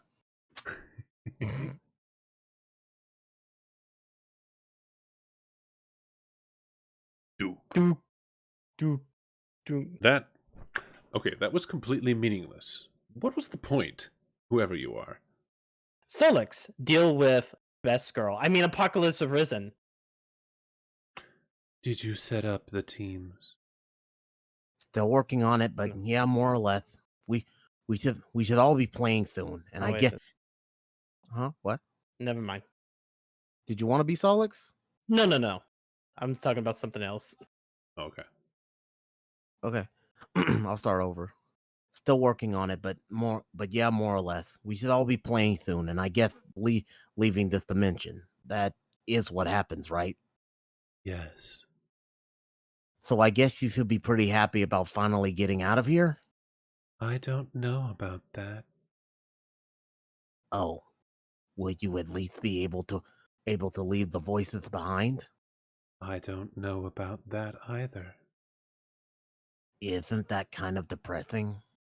The thought that they might stay with you till you die. Not really. I'm okay with it. I'm okay with a lot of things, even our inevitable failure, though it will briefly masquerade as a victory. Wow, fuck! That was so much more depressing than the thing I just said. Terezi was right. You are such a drag to talk to these days. She was right about a lot of things. Wow, what a mysterious thing to say. I am so intrigued. Do me a favor and spare me the spooky conundrums tonight. You're kind of pissing me off. But you like to talk to me. That is a fact, or this a fact, not a question. They told me. Oh, your sources have spoken. Relay a message for me. Tell them to go haunt my huge creaking bone bulge. Why do you like to talk to me? Oh, I don't know. Maybe because we're supposed to save the world together. I also talk to people because in case you haven't noticed, I despise myself and perpetually seek to duplicate through emotional pain the cacophony of physical pain my hideous mutant brain causes me every day. Oh my god, I just had a breakthrough. Thank you so much for this. It was great. That was a joke. Here, type ha. Ha. Now do it again. Ha. There you go. You are officially the life of the party. I just took an embarrassing video of you cutting loose. I just took an embarrassing video of you cutting loose there. Boy, I sure hope this juicy nugget doesn't wind up on the internet. Solix, I actually would like it if you were happy. Okay, thank you for saying so. You seem sad and angry all the time. What does anger feel like? I forgot. Have you ever been angry? I don't remember you getting angry about anything. Maybe I never was. I feel like I was, though. Once. Why don't you ask Carcat? He's way angrier than me. For that matter, why don't you get on his case about it instead of mine? I think his anger serves a greater purpose. It's part of his destiny, and thus ours. It will help him to sabotage his own designs, which are very much in opposition to the broader purpose, and will sow the seeds of our failure. A failure which will ironically prove to be mission critical. If you think we're going to fail, why wouldn't you get mad about that? At the voices sending you down this blind alley the whole time. They never lied, though. This is how it had to be. I have to be totally honest, though at no point did I ever lie. But through a mission, this game will not save the world. The fuck? And though it is still very important, even in our defeat, unfortunately, it is so much closer to serving as the instrument of our people's demise than that of their salvation. And we 12 will behave simultaneously as the pawns and the orchestrators of the great undoing. I don't want to play anymore then. You will, though. Fuck that. Fuck that. Just watch. This shit is dusted. Check me out. I'm dusting it like the saucy fucking maid. It cannot be stopped. Meteors are en route. You know this, Solix. Who cares? I'm yanking the grub tube on this overpunctured bitch. I'm telling Red Leader to forget the whole thing. I'm quitting as Blue Team leader. If you want to shamble through this macabre fantasy of yours, Solo, be my guest. You were never going to be the team leader, though. Which is to say, the first to enter. Are you messing with me? You do realize I'm psychic too.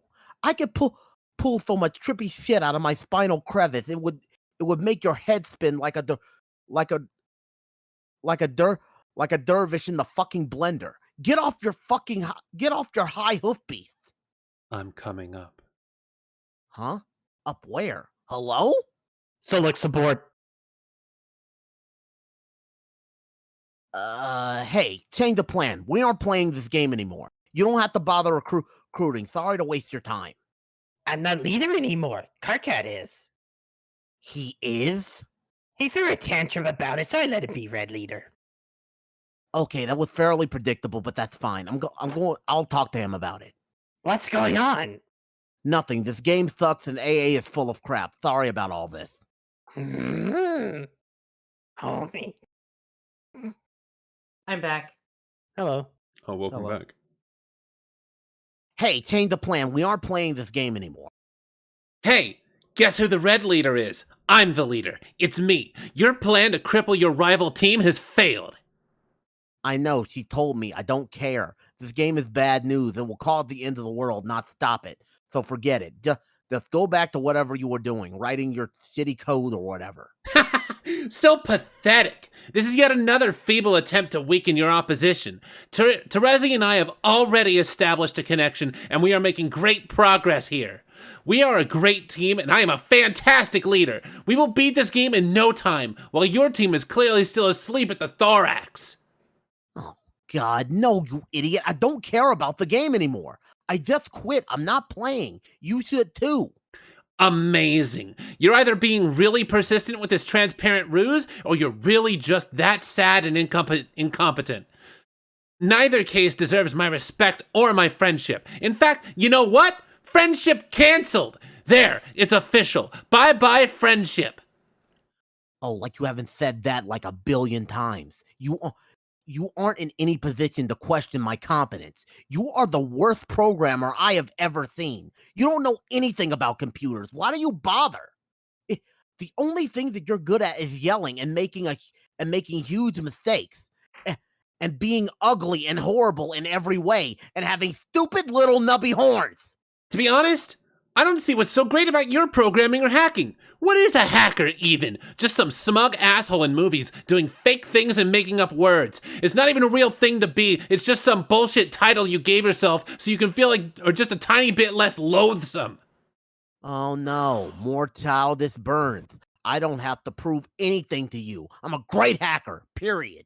No, it's all so clear now. You were a fraud all along. What does all this nonsense code you wrote even do? It's all nonsense, like a bluff. You just say, oh, Karkat will never understand what I wrote. It's bullshit because he's too dumb to figure it out. Well, you're busted. These viruses here, I bet, do nothing at all. Wait, KK. I bet if I ran them, nothing bad would happen. Might even improve my computer's performance.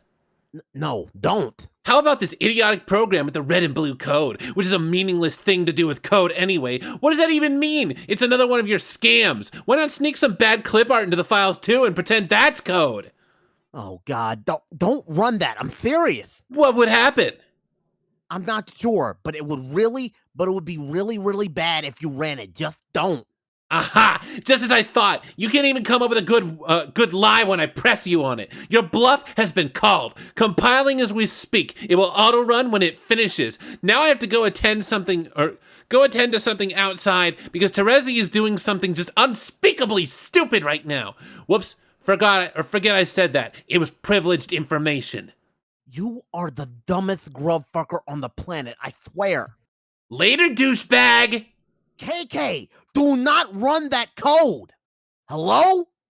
Carcinogeneticist's computer exploded. Oh my god. The fact that he got an alert for that. It's perfect, honestly. You are highly startled by the totally unexpected explosion. Karkat and his friends and everyone they would ever meet thereafter would experience great misfortune on account of the curse unwittingly implemented through Solix's esoteric Mobius double reach round virus. Every troll's Lyssus would soon die. All but one of their kernel sprites would be prototyped with a dead Lyssus, each prior to entering the medium.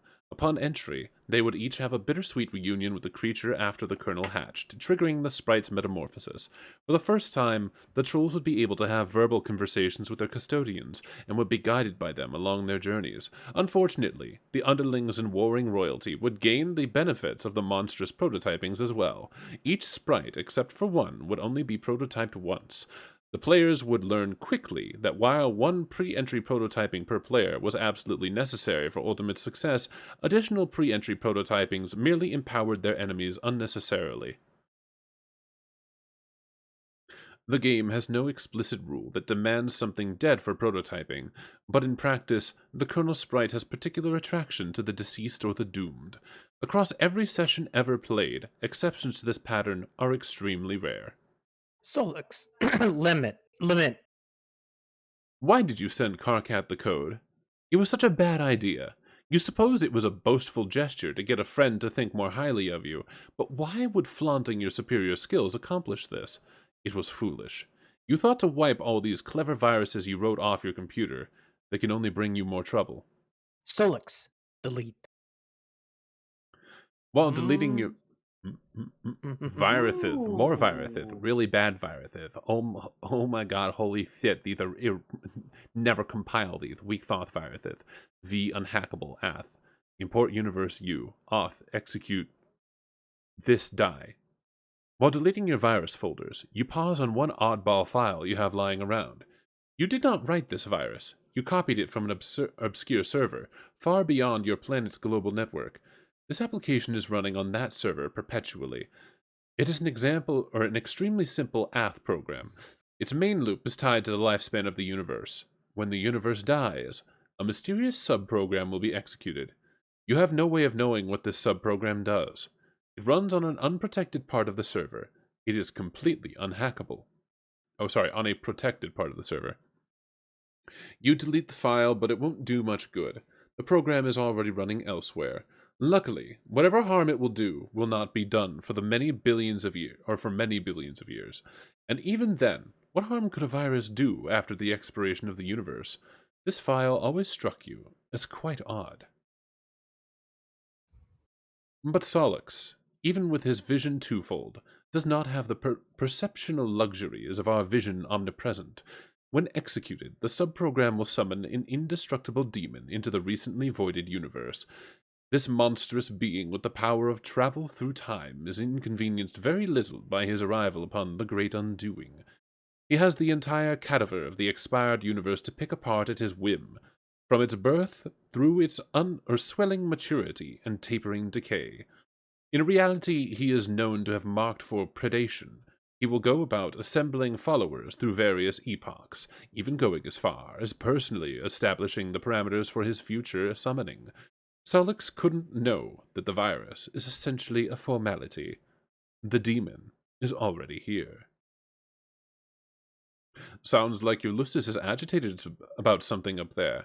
You already gave him his serving of honey today. If he thinks he can get more, well, that's just greedy. You wonder what could be bothering him. You keep your enormous bicyclops chained to the roof of your communal hive stem. It is the only place there is room for him. Dueling with him on the roof during feeding time is a daily ordeal.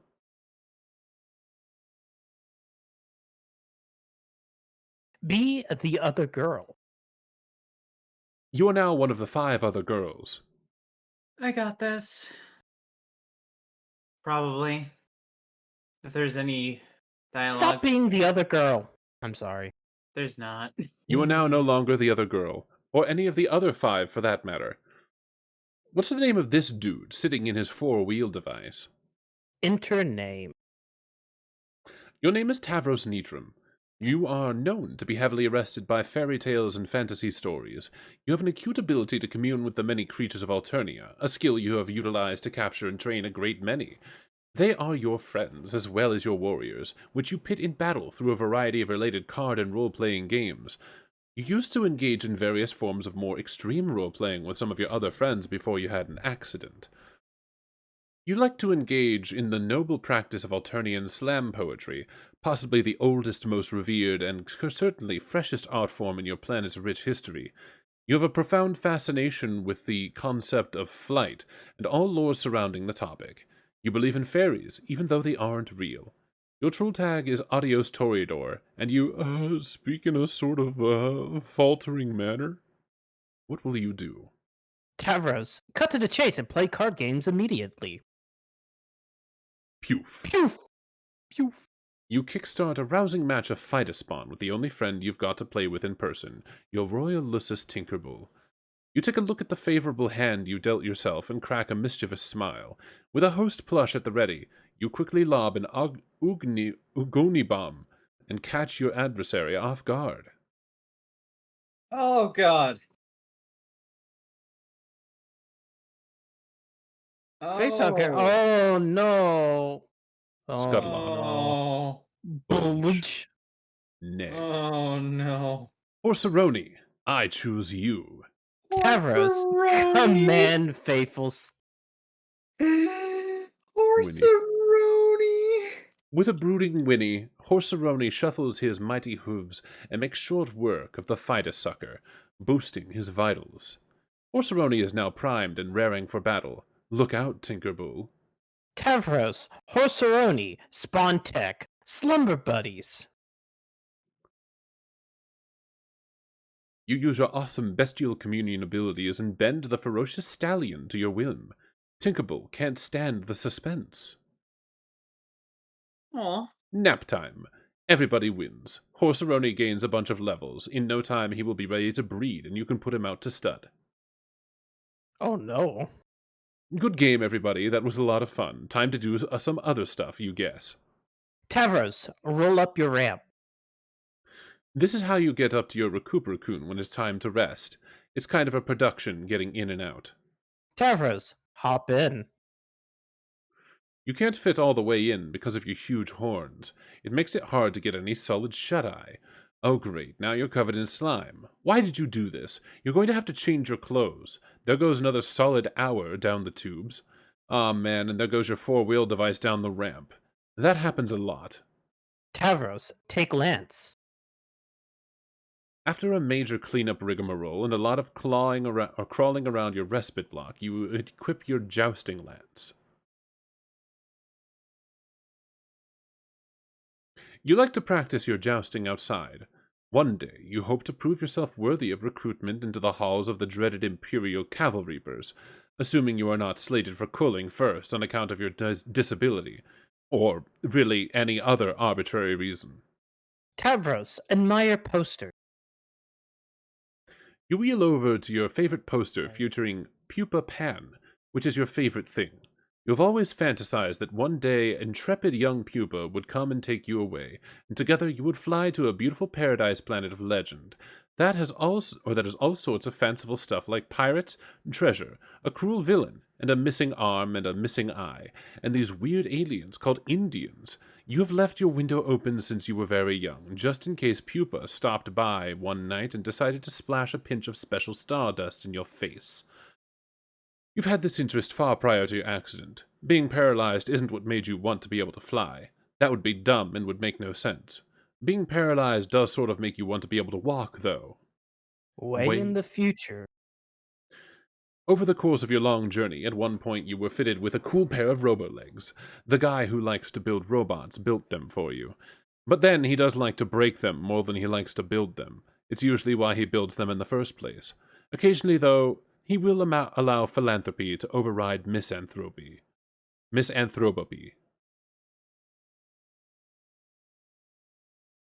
You were lucky enough to have a friend who didn't mind getting her hands dirty on account of your best interest. A friend with a chainsaw.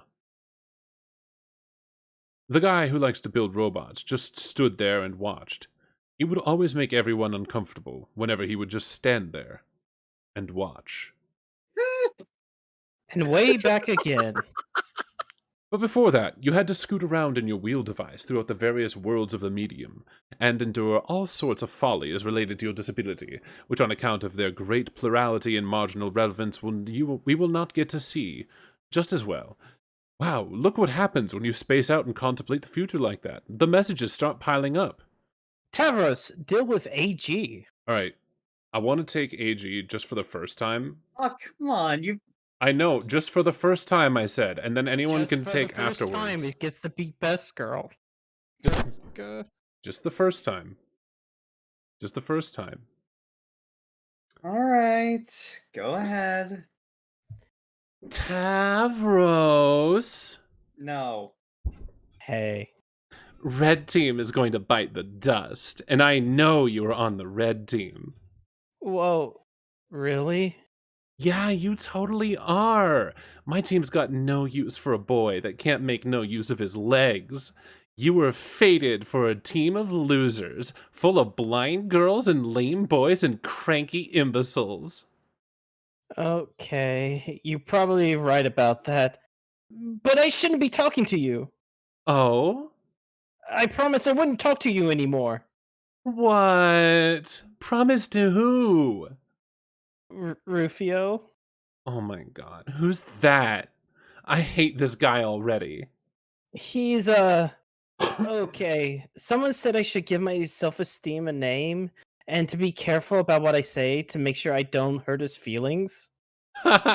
So he's imaginary, a fake, like a made-up friend, the way fairies are. Made-up, make-believe, fakey fake fakes. Who told you to do something so fraudulent? GA. But I don't know if she was joking about it. It might be a joke. I don't know. But I did it anyway. Oh man, what a meddler. I hate her meddling. Why is she always meddling? I don't know if it was a joke, but man. I don't think it was a joke. It was more like, okay, complete this analogy. Laughing is to a joke, as meddling is to... Exactly. That's what she just did to you. It is worse than a joke. It is worse than anything you can do. Next time, tell her to can it. That's what I do. But she keeps bugging me. Bugging and fussing and meddling. What's her deal? I guess it's flattering that she wants to talk to me so much, though. I guess I don't mind. It's cool. Anyway, Tavros, you've been amazingly boring as usual, so I'm gonna go. Okay. This show needs to get on the freaking road. Believe it or not, the blue team doesn't have a single player in the session yet. While you guys have like 2 or 3 or such. Unbelievable. I wonder what the holdup is. Oh well, let's face it. You guys need the head start. Okay, anyway, good luck to you. It'll be just like old times. Adios, Toria Snore. Bye. Tavros, rap with TC. See, I just wanted to make sure to set the tone. The tone of, yeah. The tone of that obnoxious and pointedly vicious Valley Girl accent. It just needed to be. I just needed to set that tone. I don't care who goes after that. Motherfuck, my brother. I am so sorry. I kind of zoned out there. Hi, that's okay. I wasn't expecting you to not be zoned out for any reason. So, I guess I don't understand your apology. All right, fuck yeah. It's all good anyway. I just zoned out when I was supposed to be all being to tell you you're all on my team. Yeah, the red team, you mean. Shit, motherfucking yeah, my wicked motherfucker. Honk, honk, honk. Okay, that's great.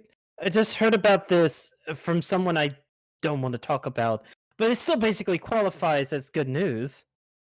Honk, honk, honk, honk, honk, honk, honk, honk. uh, fuck, you stole my fucking nose, bro. What, what got you even up the gumption to all fucking do the shit like that? I don't know. It's just kind of the obvious thing to do. Stick the circle in front of the dots and behind the bendy one. Plus, oh yeah, my horns. Maybe we can slam about it. Yeah, I could kick the shit out of some rhymes, bro. I'll stir up some fucking hell mirth and rip open a fucking bag of harsh whimsy. Yeah, you can talk about the clown things, which I don't really understand ever, but that's okay. You could Because do it's the kind of rapping part. funny. You Huh? could do the rapping part, Lulu. Oh, is that coming Oh. up here in a second or something? Because it's kind of funny, whereas I address some topics pertaining to my interests and I guess personal motifs. Yeah, fuck yeah. That's how that be how shit's all usually up and fucking loaded, fucking locked, bro. But first, here's the thing about here's the thing about the game. Oh yeah, I almost forgot about the red team game. Yeah, okay. If I remember right, this is how we're juggling this shit. Lots of fucking balls in the air. Terezi connected to Carcat, so he's fucking chill. Then I'm supposed to connect to her soon to get all chill too. But she's in the woods doing something. When she comes back, she starts playing. So in the mean motherfucking time, I'm supposed to get you to connect to me. But I fucking spaced out and forgot because guess I was way too chill all up in this shit. Yeah, I understand. So just download this motherfucker I'm sending you so we can kick this bitch down the stairs. Okay, I'll do that. And in the meantime, shall I cue up the strict beats? Oh, brother, now you all fucking up and done it. You are fucking wheel deep in a big sloppy massacre pie top with motherfucking whipped rhyme. How strict are these beats at, motherfucker? Well, I turn up those bitches to pretty stern, set the beats to lecture, and I'm kind of going hog wild on the curmudgeon knob, which I had recently installed. God damn. Tell me more while I get my reach on for this frosty brew. Okay, imagine an array of beats that sets limit. They got a rule book, it doesn't pay to skim it. Because there's not a lot of latitude, they won't stand for an attitude, and crossing them's a habit you'd not really want to get into because they get pretty mad at you. Fuck, so fucking fresh. You need to be slapped fucking silly with a mouth like that. And if you suggest you got a problem with it, then I suggest you go and rap it, dude. Okay, I will. Just let me sneak up on this bottle of Fago and snap its neck like I'm a fucking laugh assassin. Okay, are these beats still chill? Yeah. Are they motherfucking strict? Yeah? I crack his motherfucking kick it. You both then proceed to have one of the worst rap-offs in the history of Paradox Space. My fucking god. You make your way through the burning woods to meet the Lucis you never had. It's time for her to hatch. It's now or never. Since the world is about to end anyway, you suppose it no longer matters if the doomsday scale is tipped. The counterweight is the skull of an ancient mother grub slain thousands of solar sweeps ago. The egg contains a rarer species of dragon, which remains blind until maturity, using its other senses to survive. It has balanced the skull here for millennia, waiting for the warmth of a meteor-sparked forest fire before hatching. In case it wasn't clear, dragons are real. While she slept in her egg, she would communicate with you in your sleep. After your accident, she would use your dreams to teach you to detect the world around you without vision. As you learned, your dreams became more vivid. Where before there was darkness, odors and flavors painted a striking picture. You found yourself surrounded by bright honey walls, and in the sky was a huge tasty ball of cotton candy, which is this sweet troll delicacy we wouldn't know anything about. The first time you caught a glimpse of this world in your dreams, there was no turning back.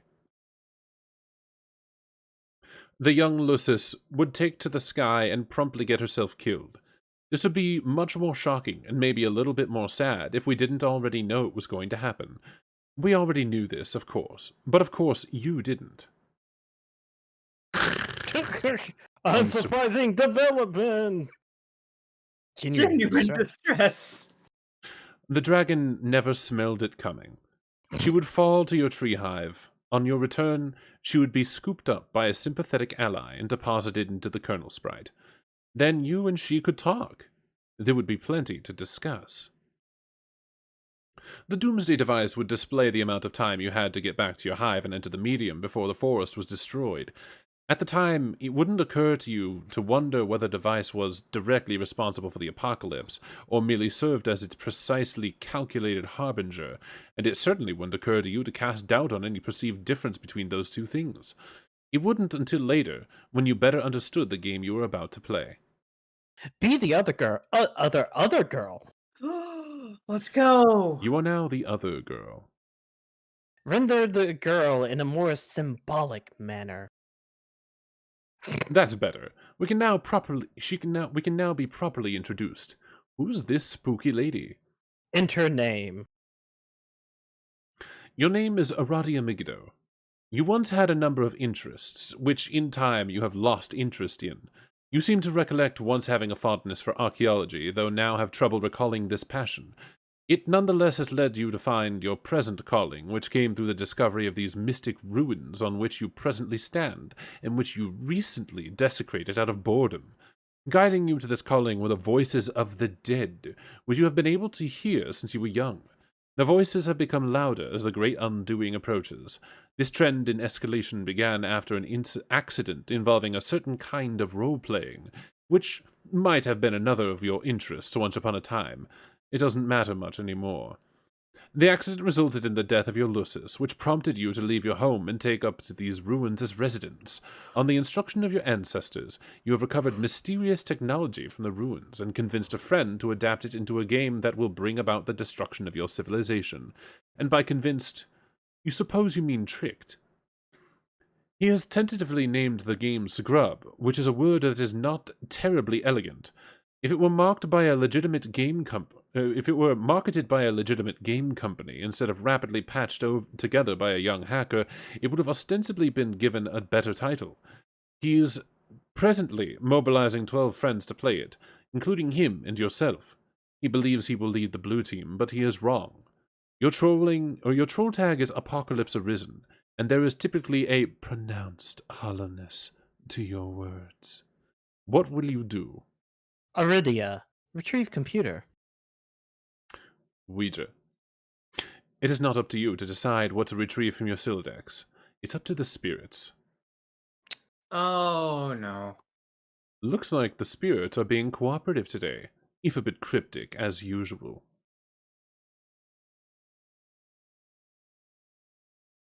Who's this douchebag? Who's this douchebag? You found this baffling artifact some time ago in one of your digs. The creature on its facade is completely mystifying. You have taken to using it as your primary computing device on account of its bizarre novelty, as well as convenient portability. Oh, look who's bothering you again. She's always bugging you. Bugging and fussing and meddling. What's her deal? You guess it's flattering that she wants to talk to you so much, though. You're okay with it. You're okay with a lot of things. Aridia. Right. Yuma GA. So, that levels, I guess you want Aradia. I'm gonna... Which do you want more? It doesn't matter to me. I similarly do not care. It just depends on whether or not I'm going to enunciate every single word of a sentence, or if I'm going to speak as dead as possible. I will bring out the monotone. All right. Hi again, Aradia. Oh no. So, I guess tonight is the night you blow everything up. Is there nothing I can do to change your mind? No. Or yes. Yes, there's nothing. And no, you can't. But you shouldn't pretend as if you believe this has anything to do with the state of my mind, or the decisions it will make or has already made. Yeah, I guess not. I thought I'd be friendly, though, and remind you that you do in fact have a hand in all the terrible things that are about to happen. Because that's what friends are for. And the fact that what ensues will be terrible is an immutable fact I am stating for the record, and the fact that we will not be on the same team is similarly immutable. It does not mean that framework is what isn't, or it does not mean that teamwork is what isn't taking place here. Sorry, I didn't follow that. I'll be here to help, if you need me. Okay, thanks. Tick-tock, tick-tock, tick-tock. Waiting for the apocalypse is so boring. You guess you'll check on Solix to see how he's come along with those teams. Aradia, check on Solix. Fucking laptop is blinking! Yes, it is. Hold You on. then had a conversation we already read, which began like this, Did you set up the teams? and ended like this. I'm coming up. And then you went up. Aradia, go up. Let's go! Ooh, yeah, baby! Uh, You wonder what she wants. What's with all these girls bugging you? Bugging and fussing and meddling. Aradia, get bugged by I Best will Girl. immediately trade you.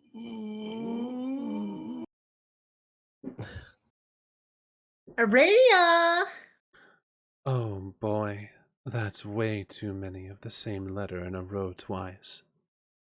I know! This isn't mouse filled enough. Hmm? I feel like I'm not putting enough malice into it. I know. So sound a little bit more snarky about it. I know. I know!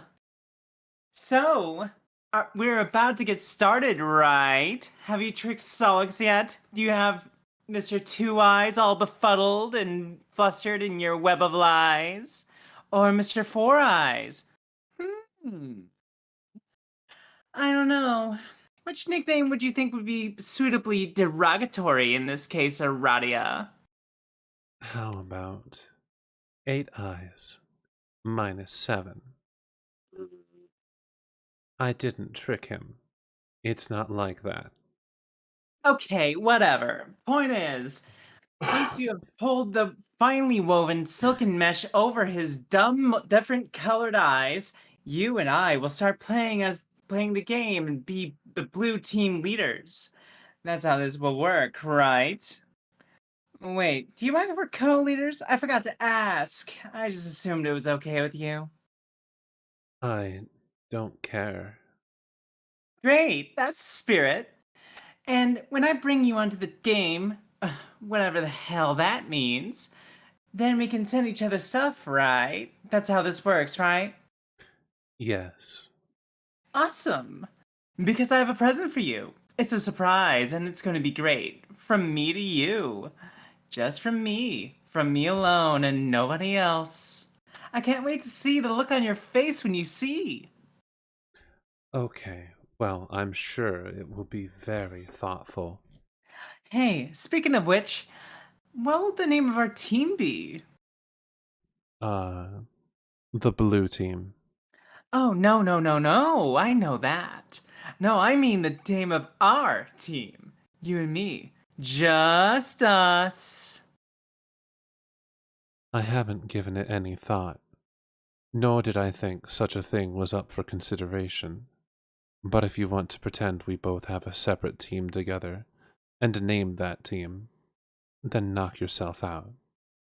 I just thought it would be really fitting. Like kind of a fresh start, you know? I don't know. What are our shared interests? I guess I never really thought about this. I guess I'm just used to thinking of you as the enemy. There must be some overlap in profiles. Come on, let's brainstorm. Open eyes emoji.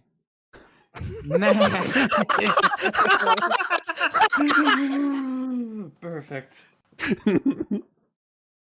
I had to grab my phone off the floor.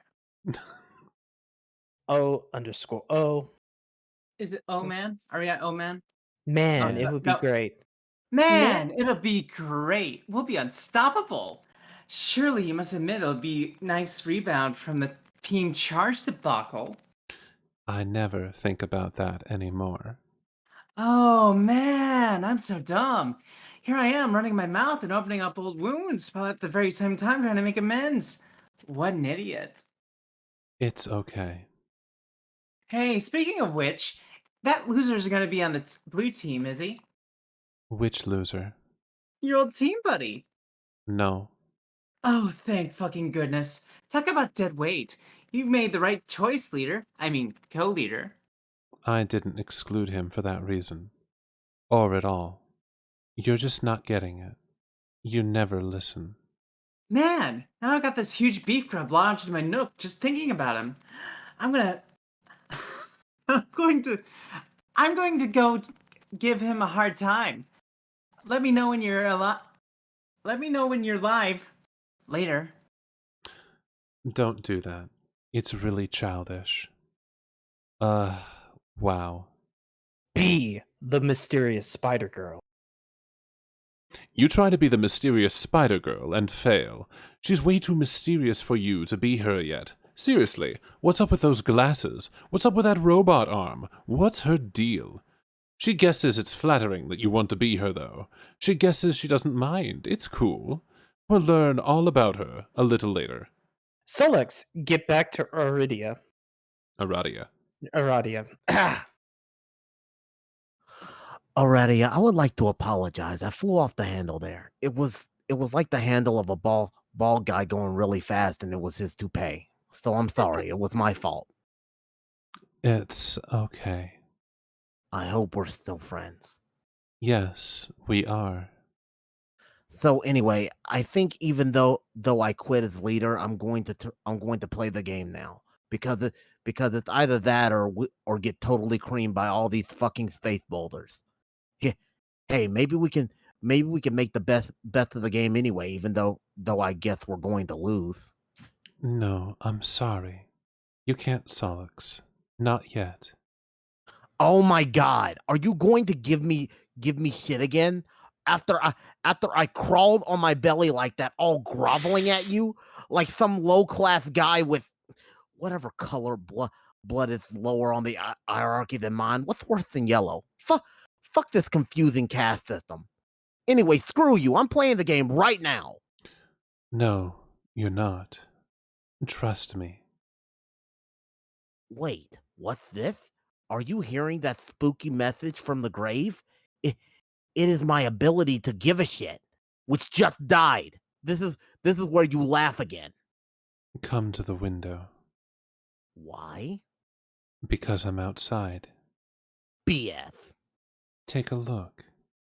I don't see anything out there. Come closer. You'll see me. I promise. God, I am just bold deep in the fecal matter of a wildly incompetent hoofbeast, but okay, I'll indulge you. Here I go. Solix. Incontinent. Incontinent, sorry. Yeah. Solix, look out the window. Nothing bad will happen. Okay, looking out this lousy, stupid goddamn window. Lousy, stupid goddamn psychics. Nap time. Much later. Sorry. I wasn't ready. When you would finally wake up, you'd discover all your teammates had connected to each other and entered the medium. You would be the last to enter. Your long nap would facilitate a series of important dreams that would prove essential in support of your teammates. But here and now, the destruction of your hive would be imminent unless you could quickly establish a connection to the first player of the group and complete the chain. Solix, wake up. The mind honey. Some of it got in your mouth. You do not, under any circumstance, eat the mind honey. Oh shit. Since that moody kid is busy flipping his bifurcated lid, we might as well take a moment to get to know this silly cat girl. Gosh, who is she? Enter name. Your name is Nepetaleon. You live in a cave that is also a hive, but still mostly just a cave. You like to engage in friendly role-playing, but not the dangerous kind. Never the dangerous kind. It's too dangerous. Many of your good friends have gotten hurt that way. Excuse me. Your daily routine is dangerous enough as it is. You prowl the wilderness for great beasts and stalk them and take them down with nothing but your sharp claws and teeth. You take them back to your cave and eat them, and from time to time wear their pelts for fun. You like to paint wall comics using blood and soot and ash, depicting exciting tales from the hunt, and other goofy stories about you and your numerous pals. Your best pal of all is a little bossy, and people wonder why you even bother with him. But someone has to keep him pacified. If not you, then who? Everyone has an important job to do. Your troll tag is Arsenic Catnip, and Your speech precedes itself with a trace of your Lussus, who is possibly the cutest and perhaps the bestest kitty you have ever seen. what will you do? Nepeta, retrieve claws from arms. You're always wearing your claw gloves. You never know when you might encounter some unsuspecting prey, or when your prey might encounter an unsuspecting you. On Alternia, everything is considered unsuspecting prey by everything else. Nepeta, scratch Lucis behind the ears. Okay, Nepeta. Nepeta. Like Nepeta. Nepeta-lactone. Or I want to say Nepeta because or- Nepeta. or No, Nepeta. please. No. Or it's either Nepeta. Nepeta or Nepeta. I don't know how it's officially pronounced, but those are the two ones that I've heard. I mean, it's literally a catnip thing. Yeah. Like Nep- Nepeta-lactone. Scritch, scritch, purr, purr. She sure enjoys a good scritch. Pounce de Leon is the best kitty cat. You and she go on adventures together in search of the Fountain of Cute. You ride your Sherpod mount into the rugged frontier, and sometimes she rides you when she gets tired, which is frequently. It sure will be sad when she dies, but who knows when or how that will happen. We might not even really have the time to find out. Dead. Pepperoni and pepperoni. Later there was a cave-in. Nepeta, examine computer. You saunter over to your drawing tablet computer. You use this to draw on a computer. It would be cool if this could somehow be adapted to serve as a fetch modus as well. That would be so much more fun than the frustrating one you're using now. You wonder what this grumpy fellow wants. Probably something to do with that game. That seems to be all anybody's talking about lately. Nepeta, enter Carcat. Oh no. Well, now you're Nepeta and I'm Carcat, I guess. Me? Yep. All right. Hey! AC perks up curiously. She wiggles her rear end a bit and then chases something she sees bounce into one of Carcat's shoes. Carcat can't believe he has to sink this low. Carcat can't believe he's asking an autistic girl in a cave to join his team. Carcat mystifies in infinite befuddlement over the fact that you are presently the best remaining candidate for the red team. I am? I mean, AC says I am, wondrously. Yes, and Carcat can't fucking believe that. Carcat thinks about that bit, or that a bit of his jaw drops open and it breaks a huge column of bricks like a fucking kung fu master. Also, I heard you all groan when Carcat mentions her being autistic. It's okay. Yeah.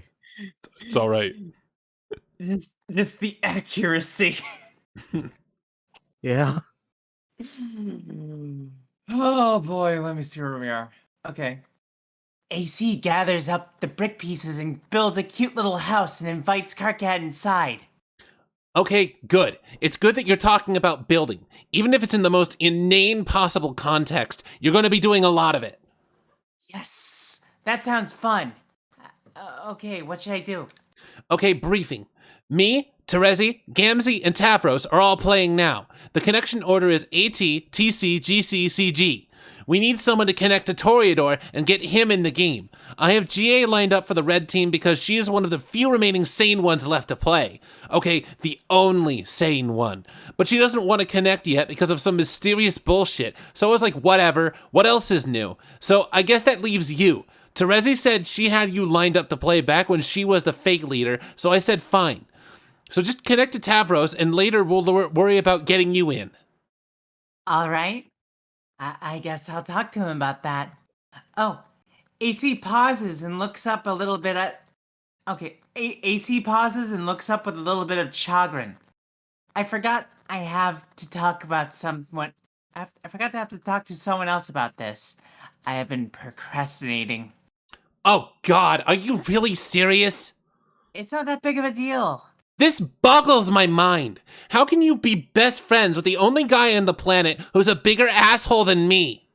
He's not so bad. He's scum! But do whatever you've got to do, I guess. Tavros is waiting. Nepeta, consult with friend on the matter. Oh, no. Yeah. God, here we go. AC twitches her friendly whiskers at CT. Hi.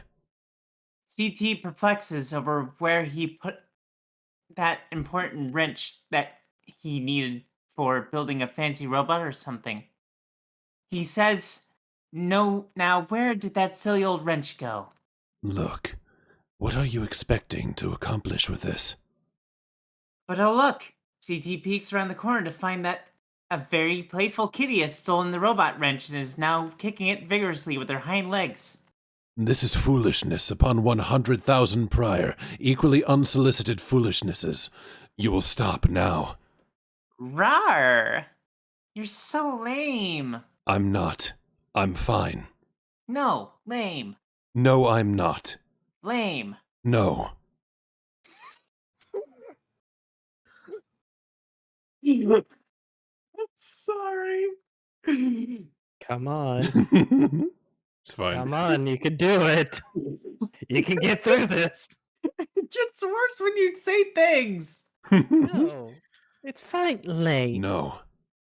You've never played a fun pretend game with me even once. Even Carcat does it sometimes, even if he does mean it in a grumpy and insincere way. But at least it's still fun. Yuck. Don't pollute my incoming data stream with his name, or any sort of excremental language you pick up from his ilk. I see right through your stupid act. Who are you trying to kid? Look how you got out. Damn it. Sorry, I'm trying to scroll a little bit so we have room. Just let me know when you're done. There you go. Look how you go out of your way to use words that have X's in them so you can use your silly little percent signs. Or use these absurd words that you can shoehorn into 100 into, even if it's not strictly replacing glue. You're so transparent.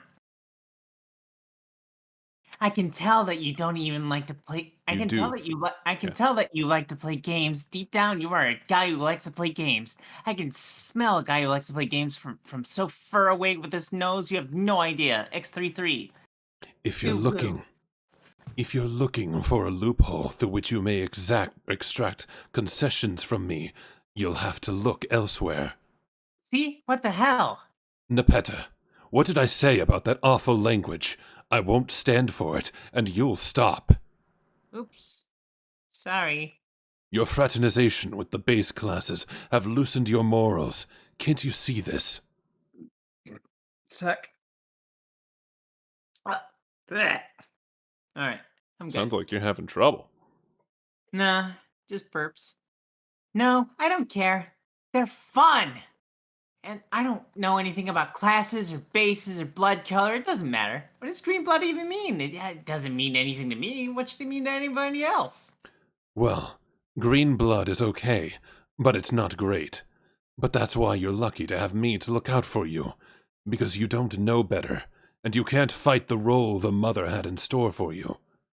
You're such a hypocrite. Hypocrite. Hypocrite. You pretend to be so high and mighty, but I know you're just not, and that you like games. And look at this silly little box and the arrow you always type. It's always there, and you never forget. Why would you do that if it weren't for a playful fun thing? I am so onto you. My bow and arrow are highly dignified symbols. Lol. BS. Archery is among the highest and most exceptional crafts, held in tremendous regard by the most aloof classes for centuries. You suck at archery. No. Yes. No. Yes. No, I don't. Yes. Have you ever Going to take a third try at that? Have you ever even successfully fired an arrow? Like, actually even got one to leave the bow? I think we need to stop talking about archery. Uh-uh. I love Yes. the pause you did there. No. We will stop talking about archery. The topic is making me sweat. Ew, you're so gross. No, you're the one who exercises distasteful practices. No, that's you. Everyone knows you're a weirdo and a creep. That's why you're lucky to have me to keep an eye on you. No one else can stand you. You exterminate beautiful, innocent creatures by the hundreds. I can't condone such wretched behavior. Beasts are meant to be looked upon with adoration. But I eat them. I don't kill everything I don't eat. That would be mean. I guess that's basically acceptable in principle, but I still find it a bit unsavory. Well, I think your habits are unsavory. No, they're not. Yeah-huh. You're wrong about me, Nepeta. I do like to play games, but they must be extremely important games with very high stakes. Not the kind played by translucent green wrigglers who set loose an excremental surge hard in their wriggler-bottomed diaper stubs. As it happens, I have arranged to play just such a game tonight. Aradia and I have a private engagement to be co-leaders of the blue team. Excuse me. Oh, yeah? Well, just by perchance, it seems that it happens that AC has a private and sneaky engagement to play this game as well. And by persnickety twist of fate, she will be on the red team with her other great friends who like to play their childish diaper poop games. Absolutely not. Absolutely. I forbid this. You will take your position on the blue team with me. Yeah, right. I will take my position into this funny pounce ball and tackle you. That's nonsense. You're nowhere even remotely within my proximity that would be necessary to execute such a maneuver. AC rolls her eyes almost as hard as she is rolling around in this really interesting smell. The thought of you fraternizing with and abetting those stink-blooded hooligans strikes me as scandal beyond measure. I'm afraid you're too delicate to withstand that sort of corruption. It's forbidden. No. Yes, you won't. No, I will. You won't. You can't stop me. I'm telling you not to, and you will be on my team. That's final. Quiet. Why do you do this? Why are you so confident about your stupid commands? Don't you know you can't actually tell me what to do? It's not like you even have any special mind powers or telepathy or anything. No, I do not. And yet, you will do as I say. Yes, we will see about that, won't we? Yes, we will. You will join me on my team shortly. Stand by for further instruction. You're angry, and I appreciate that. But it doesn't matter. Discussion over. Discussion? I'm about to say that what's his face is treating her like a Discord kitten, but You cease. Hello, kitten. I command you to stop. You Hold will on, cease. I have to find it now. You no. will stop this tomfoolery at once. Lamo. Nepeta, give Tavros the bad news. Ah, jeez, Rick. Ah, jeez, Rick. It appears to me that you haven't been on. I hate you. I hate you. Turn it off. Turn it off. Turn it off.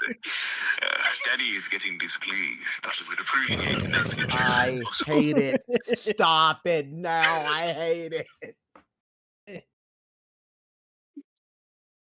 Freezy. Wait. So, This is Tavros and AC. Yeah, so who's being Tavros? I being Tavros. AC curled up And- in Tavros's okay. lap. Okay, for the time being, and for the sake of this fantasy scenario, I pretend that my cat allergies aren't that bad. AC takes a long nap. And then wakes up and frowns because she has bad news. Oh no, is what I say about the bad news, not the nap. Tavros, I'm sorry, I can't be on your team. I'm not allowed. Oh, that's okay. Then I guess he said no then. Yes, unfortunately.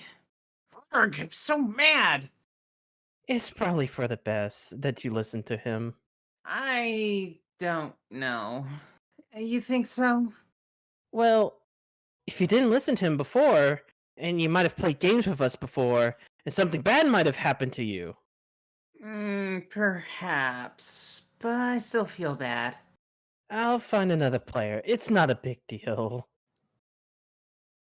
Good luck being on the blue team. Okay, thanks, I guess. He has no spine. I have returned. We need to scroll down. Oh, yeah. Go. You fondly recall your days of far more intensive role-playing. It seems like not so long ago now. Aside from a few unfortunate events, it was a lot of fun. If you had to do it all over again, you suppose you would select better company. Maybe this game that you are playing tonight will rekindle some of that excitement. Tinkerbell. Some time ago. Flashback. You stand in your room on a healthy pair of legs and in a plucky little outfit. You are a low-level boy Skylark, and you wield an inexpensive dagger lance, which is the closest thing to a jousting lance you can wield that is still compatible with your favorite class. You're about to play a popular game called Flarp, which, unlike most games published by major developers, was given a graceful and aesthetically pleasing name. It's a title under the extreme role-playing genre, and playing it without caution can have serious real-world consequences. But that's what makes it fun. When you activate Flop's grub, the campaign programmed for tonight will begin. Team Charge will lead dual Team Scourge, as usual. This is going to be great. Tavros. What the fuck? Tavros, contact fellow Team Charge member.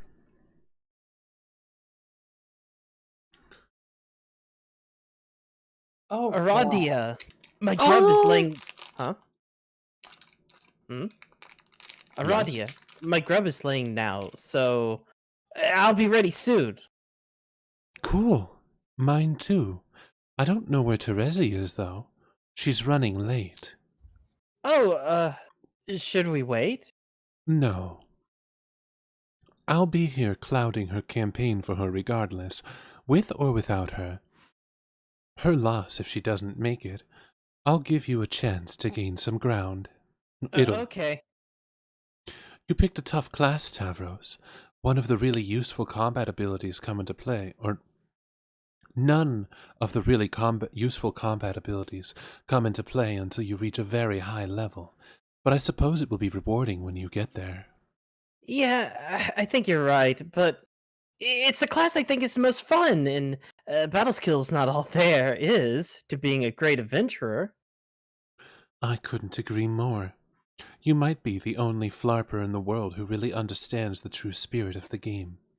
Everyone else is so aggressive and treasure-hungry.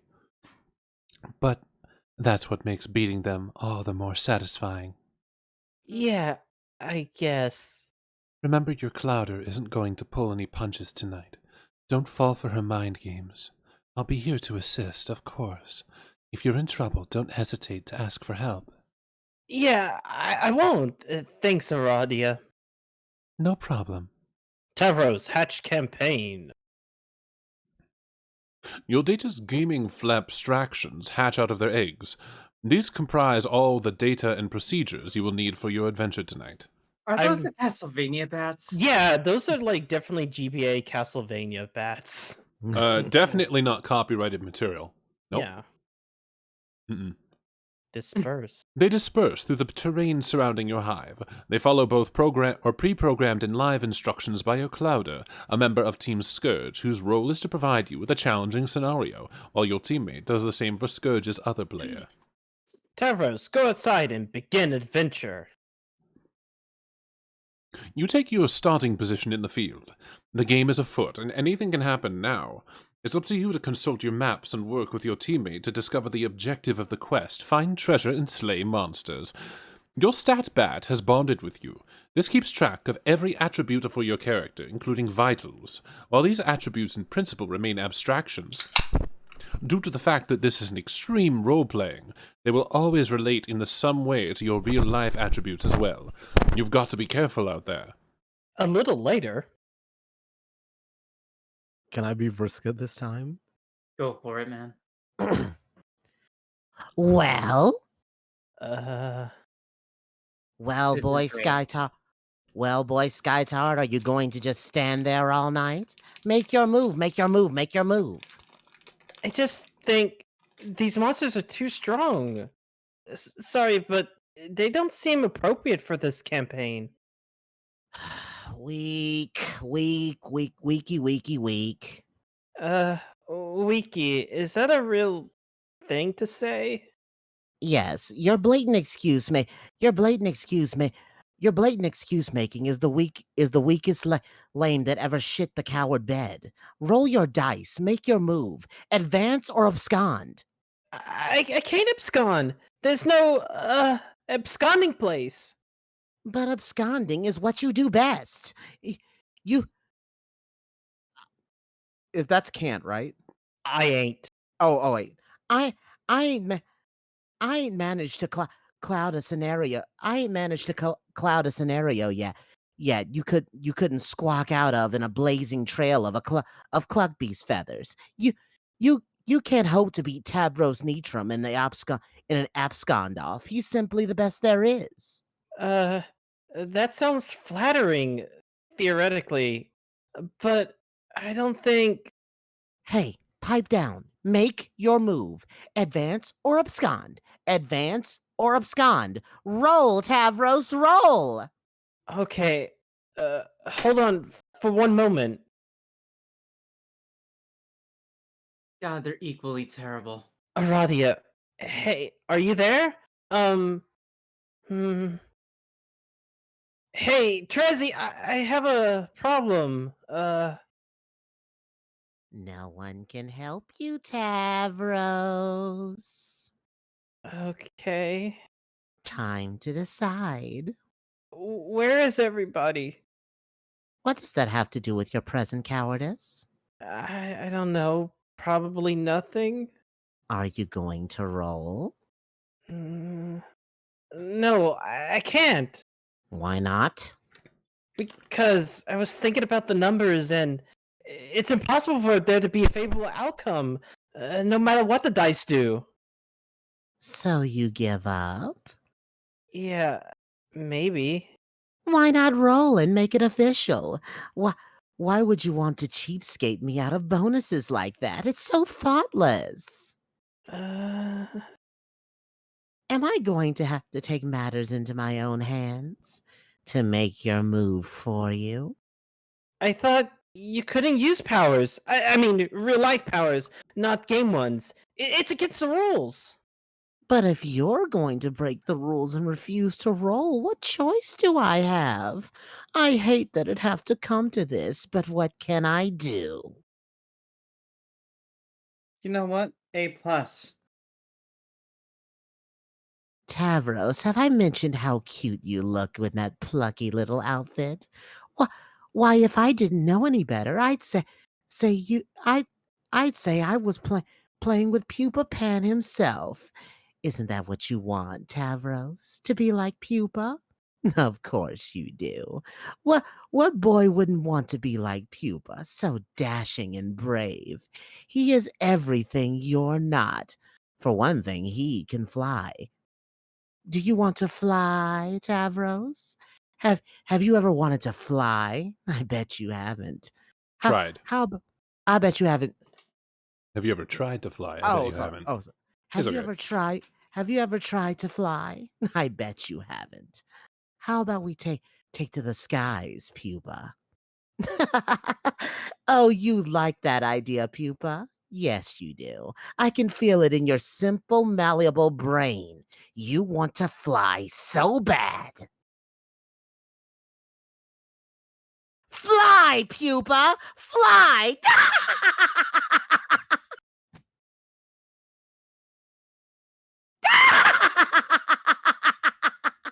Adios, Toria, dumbass!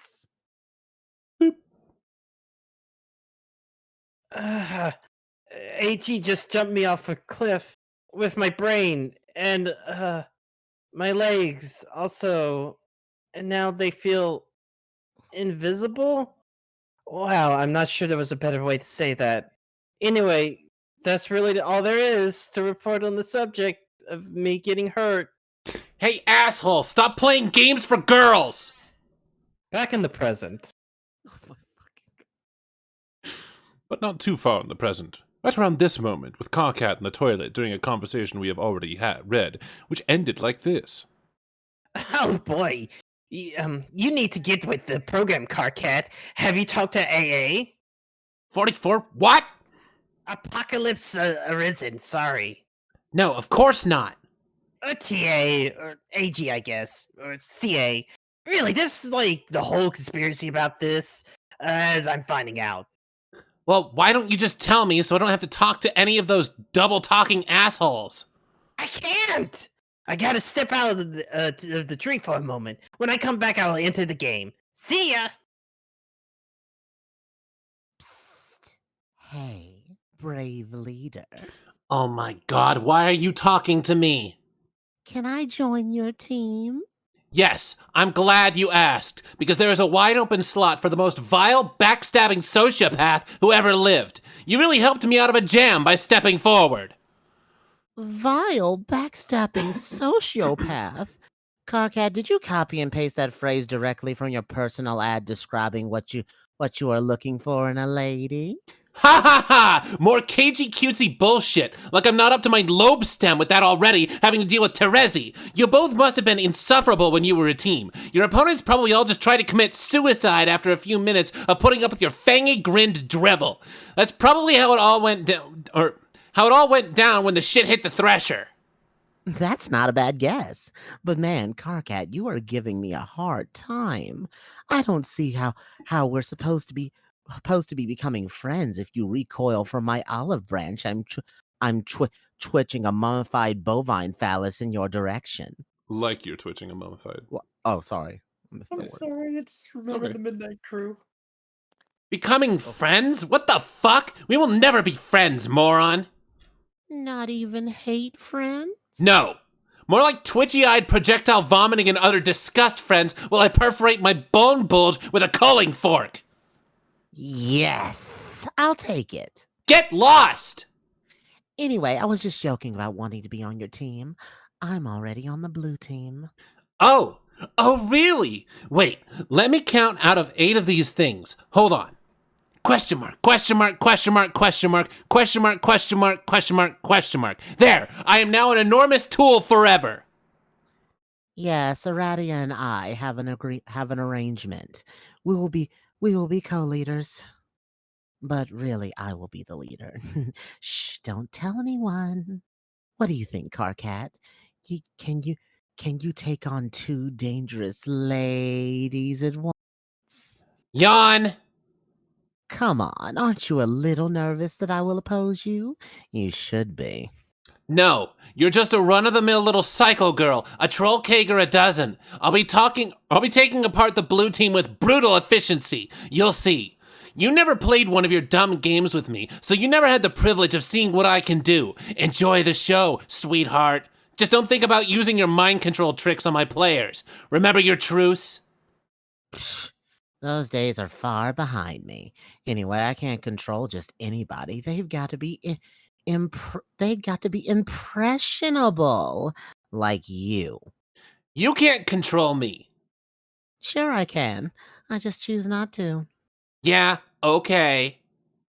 I find your mind totally unpalatable to browse. Like looking into your brain is like pawing through a smelly dumpster full of broken glass and razor blades and poop. Whatever. Don't even try it. I've got the better Scourge sister on my team, and if you break your truce, you'll have to answer to her. The funny thing is, she was always better than you, even without any powers. Yeah, that's right. I know your whole story. You were always jealous she could manipulate people so well without resorting to cheap mind tricks. Haha, I can tell this burns you, and I can't even paw through your dumpster. Chalk it up as another infuriating victory for gutter blood over aristocracy. Oh, what's that? Nothing to say? Wow, speechless, I guess. You're probably crying right now. That would make my fucking day. Hey, look at me being the one to talk shit at warp speed, then log off before you can reply. Bye, idiot!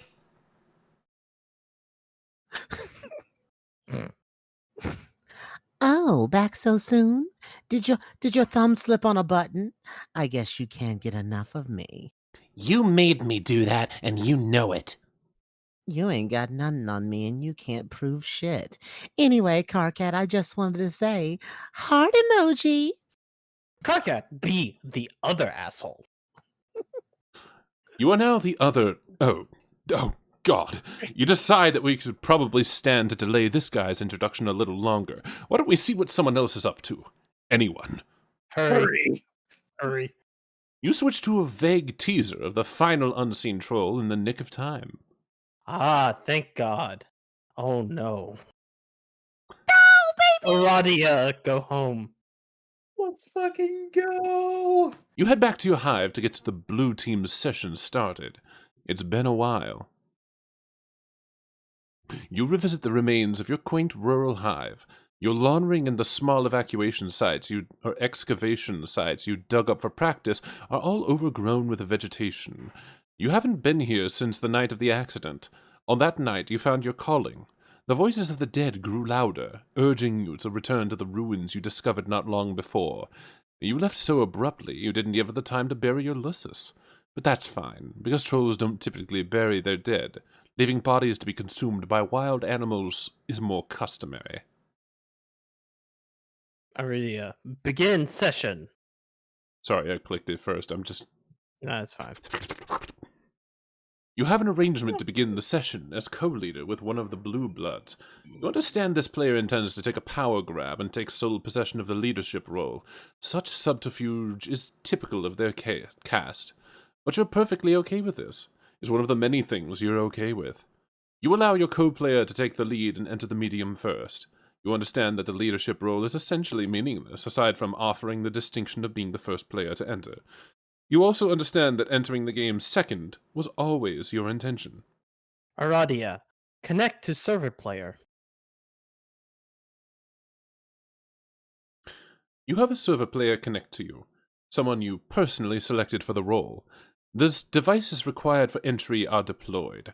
The corner sprite awaits prototyping, but unlike all 11 other players, your dead Lysis is not available. You have to use something else. Aradia, Tier 1 prototype.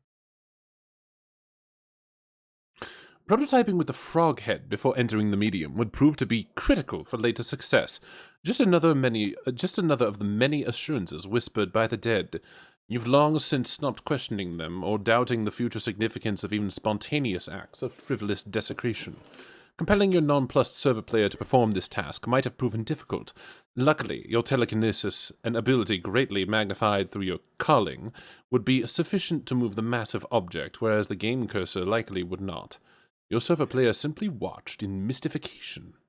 Wait, before you press forward, take a look at the chat. Somebody said Saberhead. Shut up, Taikaku. I do not look like that. Xavier knows how to keep his kittens in line. Shut up. Hey, I don't know, the yo. I resemblance is have uncanny. no Discord, therefore no kittens. It's easy as that. The resemblance is uncanny. You can't deny no, it's that. not. No, it doesn't. Mm. Frog. She really just had no idea what the hell was going on. Aradia, enter. You enter the medium, taking your place in the land of quartz and melody as the Maid of Time. Meanwhile, your client player has been exploring another world. The blue blood has a present for you. The present cannot be duplicated via alchemy at this stage of the game. It would cost too much grist, a detail which this player had not been aware of. The player would have to progress to the second gate of their own world, arrive through the gate above your hive, and deliver it in person.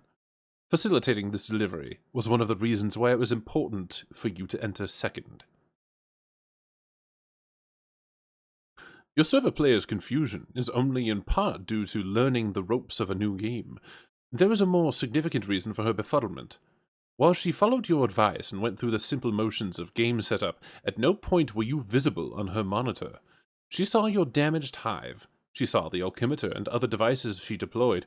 She saw the strange computing device on the floor, bearing the visage of a species she didn't quite recognize.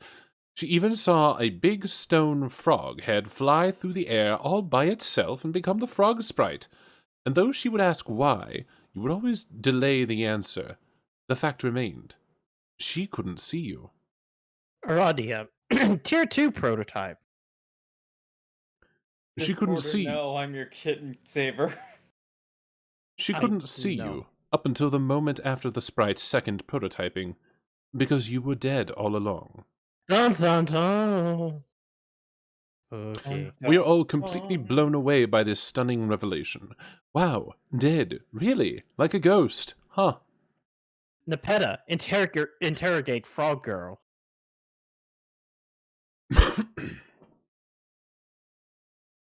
Aradia, I can see you. That is you, right? Yes. Why are you floating? Why are you the floating frog all of a sudden? I'm dead. My spirit merged with the frog sprite. Wow. Dead. Really? Like a ghost. Huh. Well, I hope this doesn't make me sound dumb, but I am completely blown away by that stunning revelation. You don't sound dumb. Whew! How did you die? I ignored the advice of a friend and made some bad choices.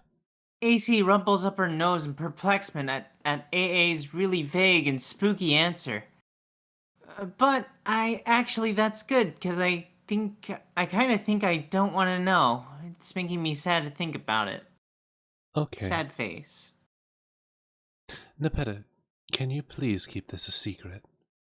Yes, I promise I won't tell anyone about it. And by permis, I mean promise, just so you know I'm serious. Thank you. Rabbit. Whoops. Aradia, be the huge bitch.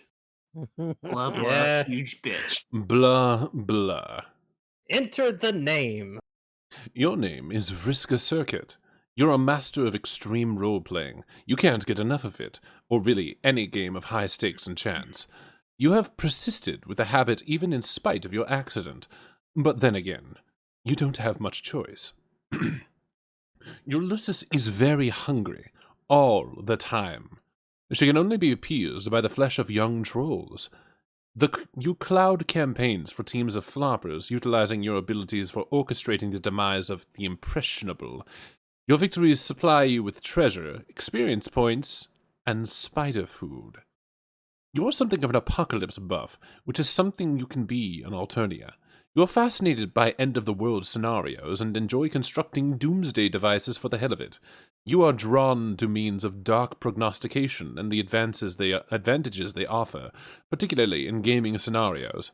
Your abilities in this department were hobbled with the loss of your vision eightfold. You have since sought alternatives through various black oracles. You consult with 3 ominous globes, but routinely destroy them in frustration. Oh, sorry, with these ominous globes. But routinely destroy them in frustration over the puzzling, guaranteed inaccuracy of their predictions. Breaking them has developed into a habit bordering on fetishistic, and with each you destroy, you add an insurmountable stockpile of terrible luck. You have to stop. But addiction is a terrible thing. Sorry, a powerful thing. Your troll tag is Arachnid's grip, and your statements tend to be just a little bit overdramatic. What will you do? Vriska, check out cool drawing on wall. Yeah. Yeah! You drew your own role-playing character for fun, as many floppers are prone to do. She is the best character, and you wish you were her. Oh, wait, you are her! Your wish has been granted, probably as a special boon for being so great at everything. Her name is Marquise Spinret Mindfang, a scourge of land dwellers and sea dwellers alike, and worst nightmare to silly boy skylarks everywhere. She has accumulated more treasure and gained more levels than any member of the Petticoat Seagrift class ever. She gained all the levels. All of them. Yeah! Vriska, proceed to computer. All the levels, all of them, and all the breadsticks at Olive Garden. You have a lot to do. So many irons in the fire. Ow! Lousy dice. You can't just ever seem to go anywhere in your hive without stepping on an errant D4. Pointy little bastards. It's just your bad luck, you guess. You've had such terrible luck ever since your accident, and it just keeps getting worse. As far as you're concerned, the world can't end soon enough. As you were saying, so many irons in the fire, such a tangled web. It is a web full of flaming irons and mixed metaphors. Tonight is a big night. You have a lot of meddling to catch up on tonight. Bugging and fussing and meddling. Vriska, take dice.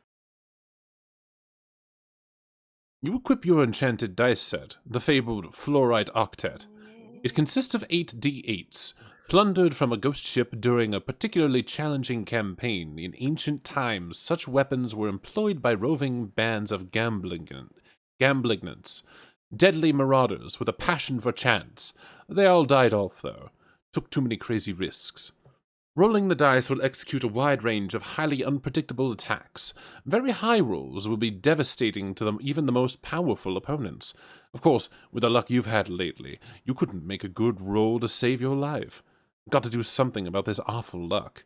Gotta catch a break. When you get worked up about stuff, you put 8s in places that don't really make a lot of sense phonetically. Vriska, begin meddling. Time to get this show on the road. There are so many people to meddle with tonight. After you ditch an unwelcome solicitor first, that is. Doesn't she realize how rude it is to meddle? You'll fuss with her meddling later. What now? Oh, him. You thought he'd washed his hands of you. Strange timing, that. Or strange timing that he's bugging you tonight after so long without a peep of him. From him. Vriska, deal with this guy. Somebody's got to be Vriska, so. Hello. Oh my god, why are you talking to me? This is the last time we'll ever talk. Still sticking with the white text, I see. So smooth and stylish. I forgot how much I loved highlighting it to read all the boring things you have to say. It's like a fun game for Mick. What? You sound a bit too nervous. Vriska's basically never fucking nervous. Was that what it sounded like? It Little kind of bit. does. It kind of sounded a little bit like Inject a little bit more confidence. I Okay. still forgot how I loved highlighting it to read all the boring. I forgot how things much it had to say. I forgot how much I loved highlighting it to read all the boring things you have to say. It's like a fun game. It's like a fun game of super extra handicapped retarded people, like opening a present. Find out what obnoxious thing the mystery tool typed. What is it? A parting courtesy, I suppose. All the ways I've exploited you were meant to bring about the events that will take place this evening. Knowing this will provide context for the events in your near future and will affect how you behave in response. These events will be just as important as those preceding it. I've gone to great lengths, you see. You didn't exploit me. You're just a petty douche with a bad temper who likes to play games, and all I did was humor you. I did exploit you very thoroughly. It was easy. So full of yourself. Have I ever lost a game? Don't change the subject. What subject are you referring to? Ugh. I'm going to log off in a big huff, and you have to and you have to promise not to use that nasty trick where you log me back on out of petty douchey spite. A- And then we can go back to never talking because man, that was heaven when it was like that. There's no need for that kind of assurance. I'll be brief. I no longer hold you accountable for any wrongdoing. In fact, I've given your transgression very little thought since the incident. If you acknowledge this amnesty and regard it as sincere, you may begin to find the odds falling in your favor again. This may be essential if you are to succeed on your journey. Could you start highlighting it again? Because Sorry, I'm being mysterious by not. But that was finished. Slow down, man. I'm just wearing out so many pens taking all these important notes. Fuck you for ruining all my good taking pens and giving me giving me this terrible cramp in my good note taking hand. Incredible. The risks you take with your scorn. But of course, it was your unpleasant, simplistic temperament that made you so easy to control. Vicious and predictable, like an insect. If you turn a swarm of wasps on a crowd, the outcome is certain. It takes no skilled strategist to understand this. You were, in fact, a waste of my talents. A primitive expedient. Blech, what a snob. You're worse than my metal friend. I wonder why they waste their camaraderie on you. I'll never understand it. I thought you said you would be brief. I'll say one last thing.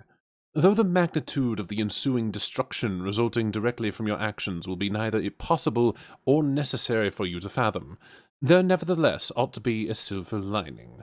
The only question is whether you will live long enough to see it. I'm not a gambling man, but if I was, I wouldn't bet on it. Goodbye. Bye, asshole.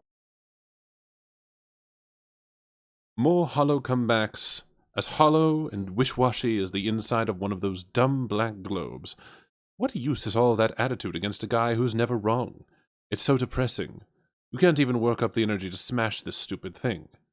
Maybe you could stand to have some camaraderie wasted on you, even if it comes from a meddler metal friend. Vriska, endure meddling.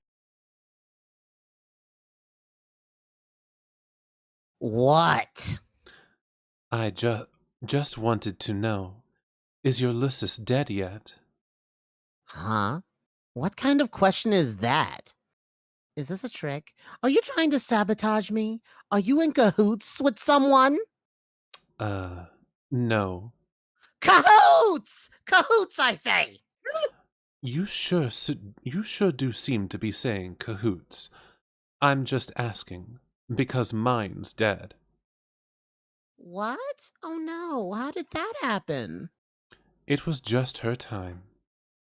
Really? Are you sure it wasn't sabotage? I would suspect sabotage if I was you.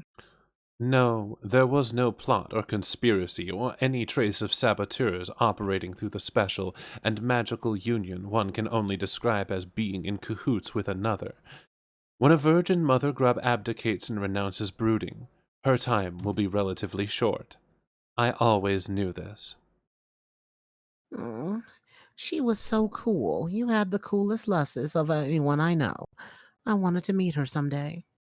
Maybe you still can. Yeah, meet her corpse. I guess that's not too bad of a consolation prize.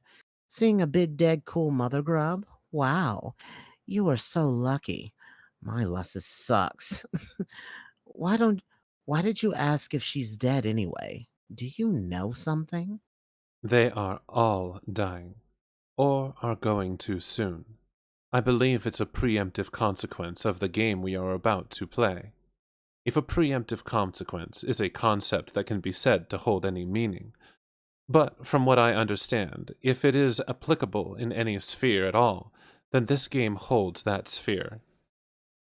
No, okay. I don't really get that. So so you just go ahead so you can just go ahead go ahead think I'm some dumb flighty broad again. I wasn't going to think that. You know what? I don't think I even really understand what I just said, so never mind. Now you have me a little worried. Man, I hope she's okay. Why would this happen? This is just my luck. Have some have some died besides yours? And you know whose, I guess? Yes, a few. Carcat thinks it's his fault. He believes his actions triggered an inauspicious chain reaction. You mean a curse? Sure, Wow, between his curse and my shitty luck, we are so screwed. I'm not surprised to see you endorse his paranoia without hesitation, but I was attempting to illustrate a point in bringing it up. Phew, there goes another one sailing over the idiot girl's head. Okay, lay it on me. These events are inevitable, and regardless of whatever emotional entanglements obfuscate their significance, they will ultimately serve an important purpose. Excuse me. Damn. The curse had nothing to do with it, and Carcat's notion of a curse is inseparable from his perception of events as intrinsically negative and as tailored to his perception or his personal dissatisfaction. And your bad luck is the same way. I believe, anyway.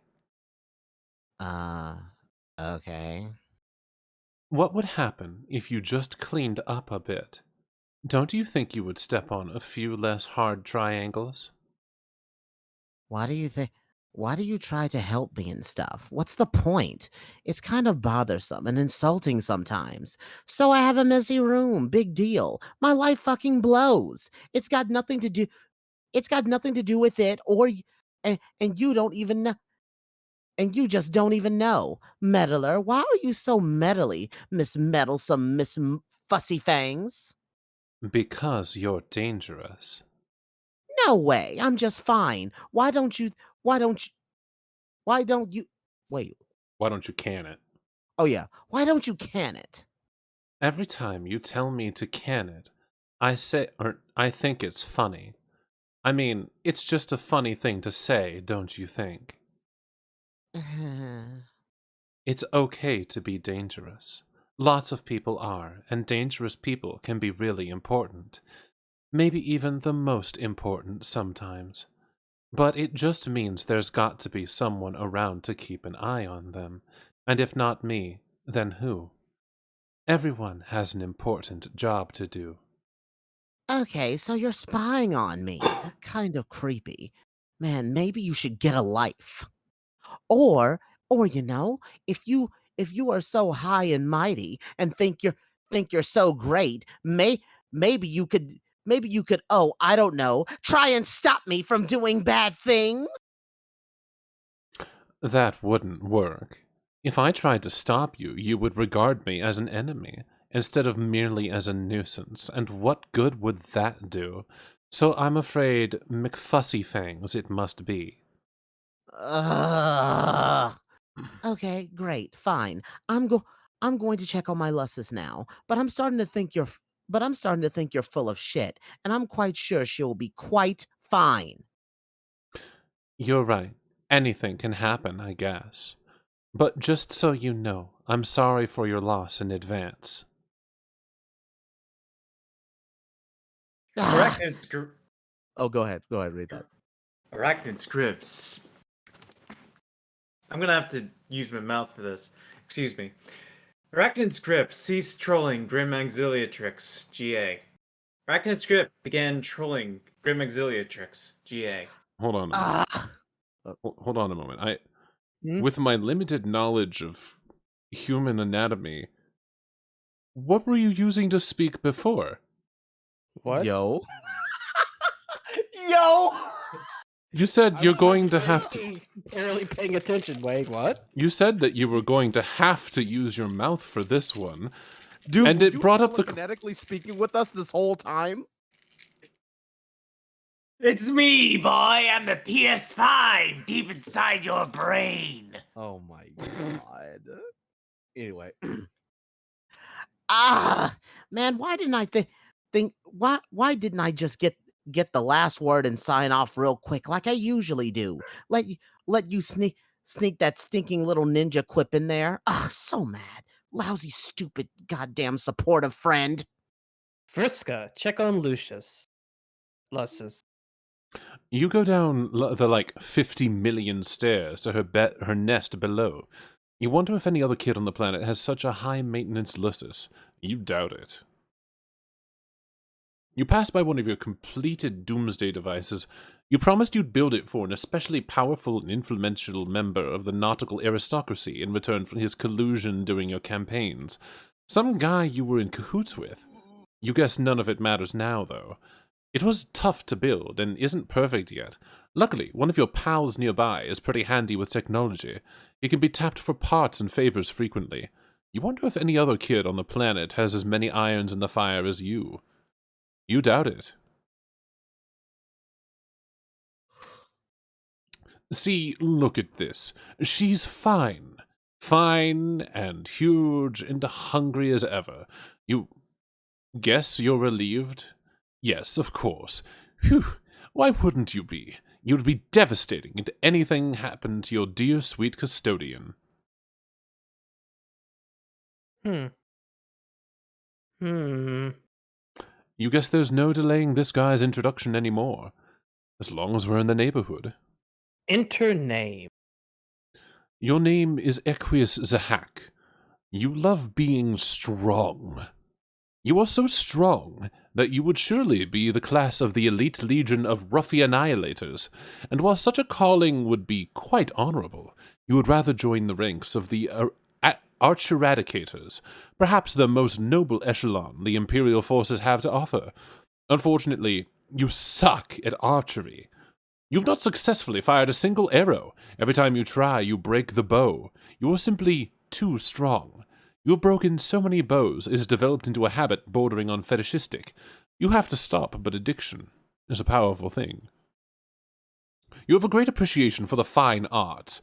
You use your aristocratic connections to acquire priceless masterpieces painted in the oldest and most respected Alternian tradition of nude muscle-beast portraits.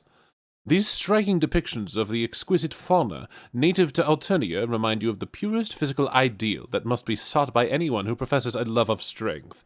When those of lesser bloodlines turn up their uncultured noses at such stunning material, it makes you furious.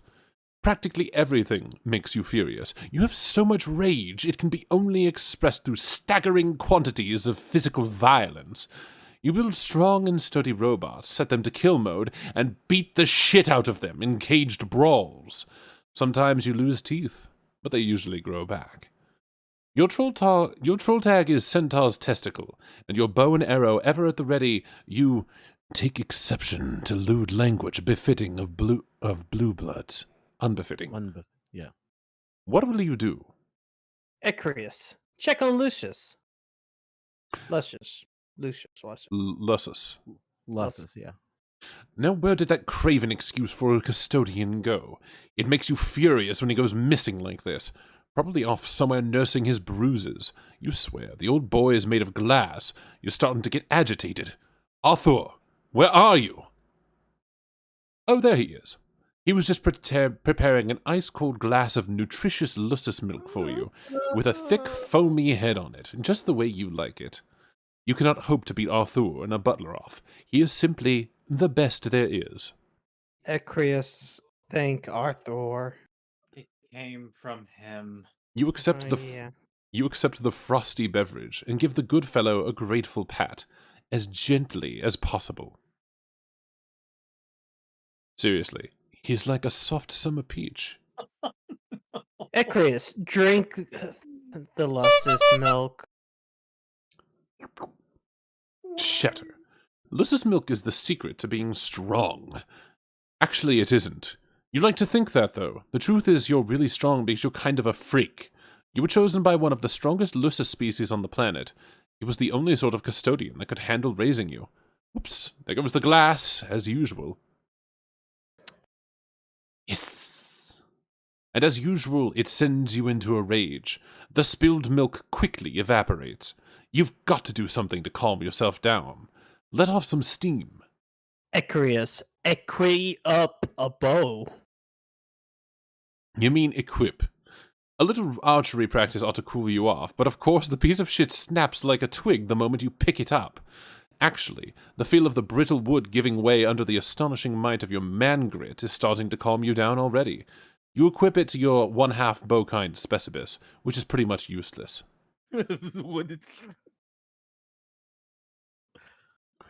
You also keep a plain old bowkind specibis in the event that you are able to fire an arrow someday, because a boy can dream, right? But for more practical purposes, you keep a fist-kind card on hand. You stow them all in your strife portfolio. Remember the strife portfolio? It still exists. It didn't stop existing or anything. Ecrius, answer. You proceed to have a conversation we read not that long ago. It went mostly like this. Yes. No. Yes. Nope. Yes. No. Yes. No. Yes. No. Yes. Nuh-uh. Yes. Mm-mm. But when all was said and done, you are quite sure you convinced your good friend to stay on the right team. Not the team full of degenerates with swill coursing through their veins. You're starting to get worked up again. Routine helps you calm down. Maybe you will talk to another friend. You talk to him every day for some reason, though it's not exactly right to call him a friend, since you despise him. Your relationship with the fellow is quite difficult to describe. It should be noted that in true language, the word for friend is exactly the same as the word for enemy. Equius, talk to friend/enemy. Have I ever told you what a reprehensible disgrace you are? Fuck yeah, only every motherfucking day, bro. I'm not in a very good mood. There are a few things I'd like to get off my chest. Motherfucking spill it. Don't be all keeping that shit bottled up. Like a fucking all shaked up bottle of Fago. Fuck, dog, I'm thirsty. I'm down to my last bottle and I don't fucking know if I can get any more in this motherfucking magic land, so I don't know. What you do appear to know is exactly how to maximize my livid contempt for you, with your revolting language and your sense of decorum, at such breathtaking odds with the richness and perfection of your blood. I just hate you so much. That's cool. I can't be making not everybody happy all the time. If if we ever met, I could bake you a fucking pie, and we could chill, and maybe we'd be better bros that way. And the degrees to which you pollute your precious blood with your bottled fizzy sugar and supervis toxins. Maddening. You will stop. Whoa, I will? How do you know that? No, you don't understand. It's not a prediction, it's an order. I command you to stop. Oh, all right, brother. You motherfucking got it. What? Are you serious? Yeah, I mean, you gotta show some faith in your friends, cause they're all the ones who are being the lookout for you. So fuck. If you say I'm not doing the shit right, then what the motherfuck do I know? No, this is unacceptable. Okay, let's start over. I apologize. I was completely out of line, and I'm sorry. I have no right to talk to you like that, or tell you what you can't do. No worries. It's not my place. Your habits notwithstanding, I am lesser than you. An inferior. Okay. Don't you understand that you're better than me? Can you please act like it? That's not a command, it's just a polite request, I guess. Okay, I can try, but man, I don't know if I know how to be like a better motherfucker than any other motherfucker. Look, it isn't that difficult. Try to be cognizant of your desires and needs, and attempt to regard those around you as simple vehicles meant to bring about your gratification. Wow, what? What are you doing? Right now. It sounds as if you've begun playing with the red team. Is this true? Yeah, fuck yeah. I'm all up in the fucking shit of this wicked mystical motherfucker. I bonked an imp on the head with a club, and then then a little later I scared one with a horn. Good. This is very good.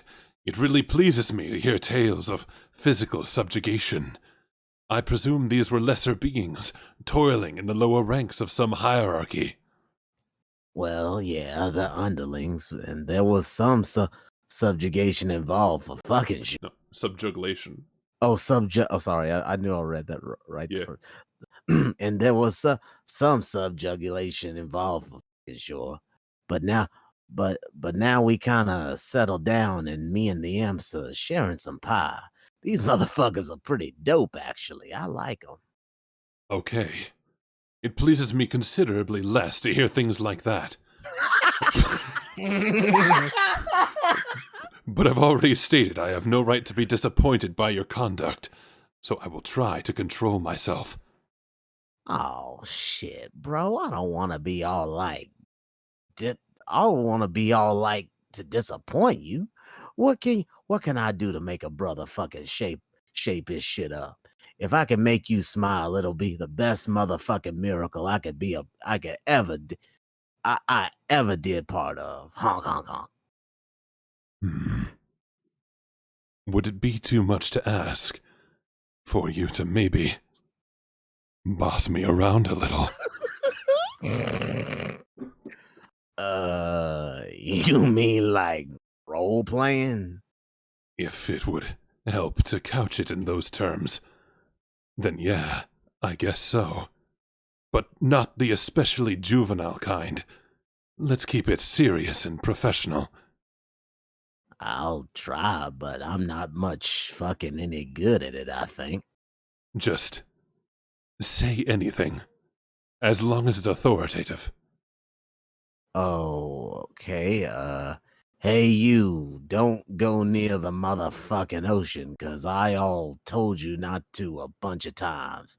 That shit is straight up dangerous, and I'm getting my harsh on about it. Decent. I don't live near the ocean, though, so it's hard to immerse myself in the scenario. All right, well, aren't you all like not supposed to? What kind of mischief do you get your fucking self up to? I do so many bad things. Just awful things. I'm incredibly impudent, and Superior needs to put me in my place. Spank me, hog daddy. Okay, well, don't be doing all those bad motherfucking things. Yes. Yes, that's good. Like that. Cut that shit out. I'm so all meaning it. Excellent. Now, tell me this, Highblood. I've been roughhousing a little too hard lately. I've made a bit of a mess, and anyone in a position of authority would surely be cross about it. Percent sign? Cross. Oh. What do you make of it?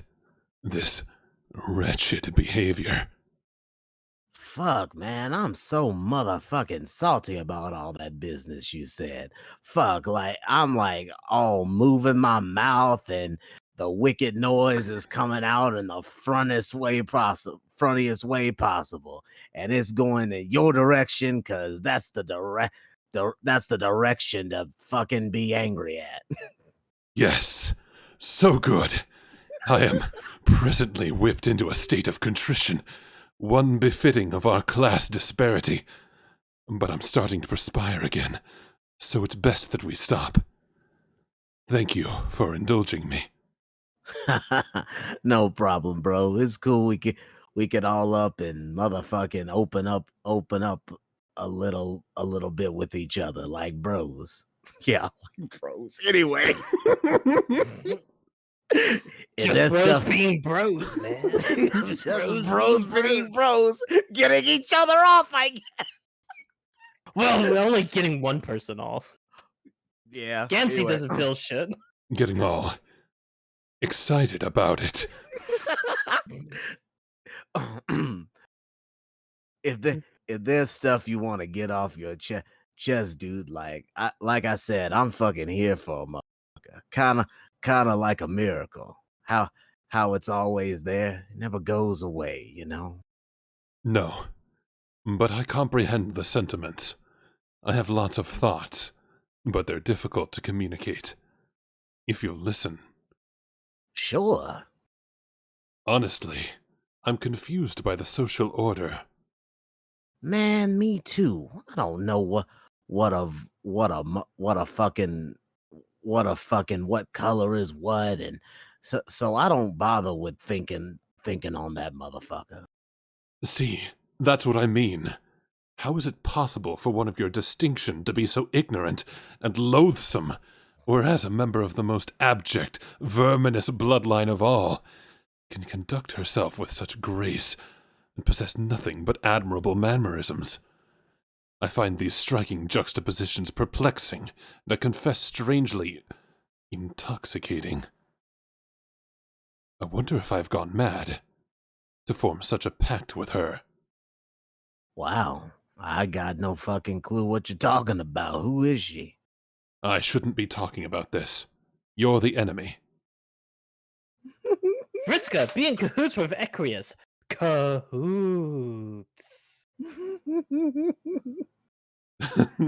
I I love how Freezy straight up muted himself. just did. no, I can't do it. It's just like perfect. Good. This is too weird. I don't like it when the guys get bro with each other. Hey, Oh, Susie. Daddy. Susie, why don't you be Vriska this time? It's too late for me to be doing like. Oh, It okay. is literally 12 a.m., man. All right, sorry. All right, well, I guess it's Mick again for now. Okay. You'll get plenty of chances at another time. Yeah. Promise. I'm sorry. I'm not upset. Don't worry about it. I actually Oh. enjoy how Mick does Vriska better. Oh, he doesn't do it better. I think you guys are both really good. Wait, really? Yes. Ugh. Lamau? I also happen to think that my Vriska is pretty good too, but we're gonna set that aside for now. We're all good Vriskas. Actually, Mick, if you want to, we can swap places. I can be Vriska and you can be Equius. I would love to be All right. I would love to have a chance, yes. I want to have a chance at Equius next time, though. Equius. What? Hey, I'm about to meddle with so many losers right now. How many? So many. All the losers. All of them. Good. Use your cunning and venom to make them envy our nobility. Oh man, was that sarcasm? That sounded like sarcasm. No. Humorous insincerity is for pedantic wrigglers. Psh, I know. I know you never make jokes. I was the one being sarcastic, you stooge. I was being sarcastic about you being sarcastic. Duh. That's because you're a little worse than me. The fuck I am. Anyway, hey, did you finish Aradia's present yet? I'm about to fuss with her, and I want to know if I can keep my promise, or if you're gonna make a liar out of me. It's finished. I'll deliver it shortly. Great. Thanks, buddy. I'll be waiting here for you. I'm happy to help, but I don't understand why you're so intent on gratifying that worthless peasant. Because I promised I would, and it's none of your damn business. Man, quit your prying. Always fidgeting and poking and prying. Fine. Then let's proceed with the plan in a curt and professional manner. Agreed. So, just to review, we will let Aradia perpetrate her cute little ploy on Solix and usurp his power. Yes. Isn't it funny when these chumps try to get all tactical and underhanded? It's really adorable. I guess it is pretty quaint. Anyway, she makes her little power grab, and that's when we both step in and usurp her as co-leaders, right? That's the plan. Okay, good. Then the best team will be led by the two highest bloods, the way it should be. Or at least, the highest bloods who aren't shitty clown worshippers or underwater freaks. Sound good? Yes. We're in absolute agreement. Yes. Yes. Yes. Yes. Yes. Stop. Great. What a great team we are. Hey, you wouldn't be planning anything sneaky, would you? No, don't be absurd. Are you? What? How could you suggest such a thing? Man, so insulting. Okay. Perfect. We have the perfect plan, and no one is plotting any sort of double crossings or backstabbery or anything like that. There are no double crossings up my sleeve. Also, I don't have sleeves. I'm as transparent as can be, and my word is my bond. I know. Don't worry, dude. I trust you completely. You know, I can feel you trying to read my mind. Bullshit. Probably just another one of your many daily rage aneurysms. Why don't you cool your jets and have a glass of gross muscle beast milk? Get out of my head. It's making me angry. Try to remember who built your arm for you. Oh god, don't you dare! Robo-slap. Aquarius, go check on our Herodia's present. Remote controlled prosthetic, let's go. Well, he has to keep the lower blood in check somehow. You delve deeper into your hive where you store many of your robotic projects. The layer doubles as the caged arena where you battle them. Under the top is the completed gift. You, of course, have no intention of delivering this to your neighbor as promised.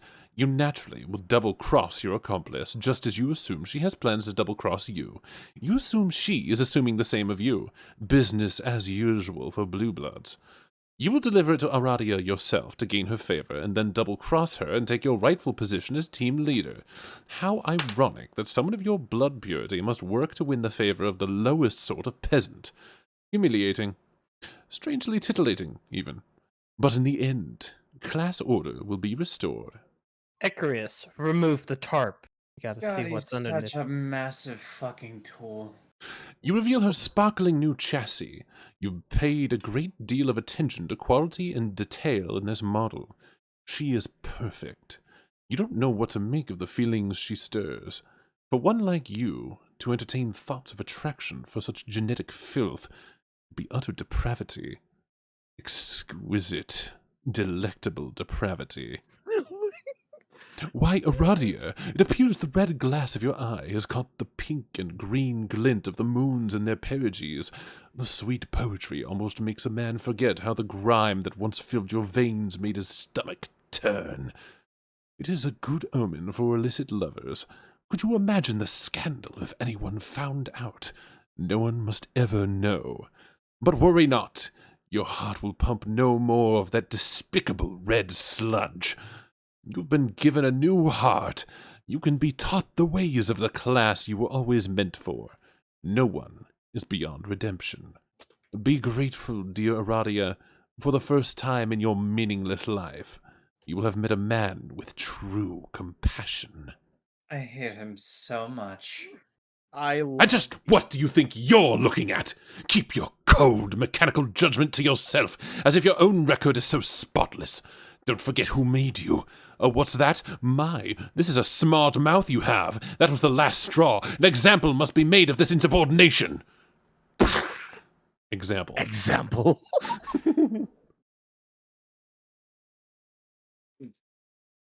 Got it. Yup. Oh, wait. Hold on. Hold on. Oh, fuck. The tentative doomsday dice gambler or dice cascader is unfortuitously activated. The lousy thing breaks. You seriously cannot believe how unbelievably shitty this doomsday device is. Oh, thank God. Oh, no.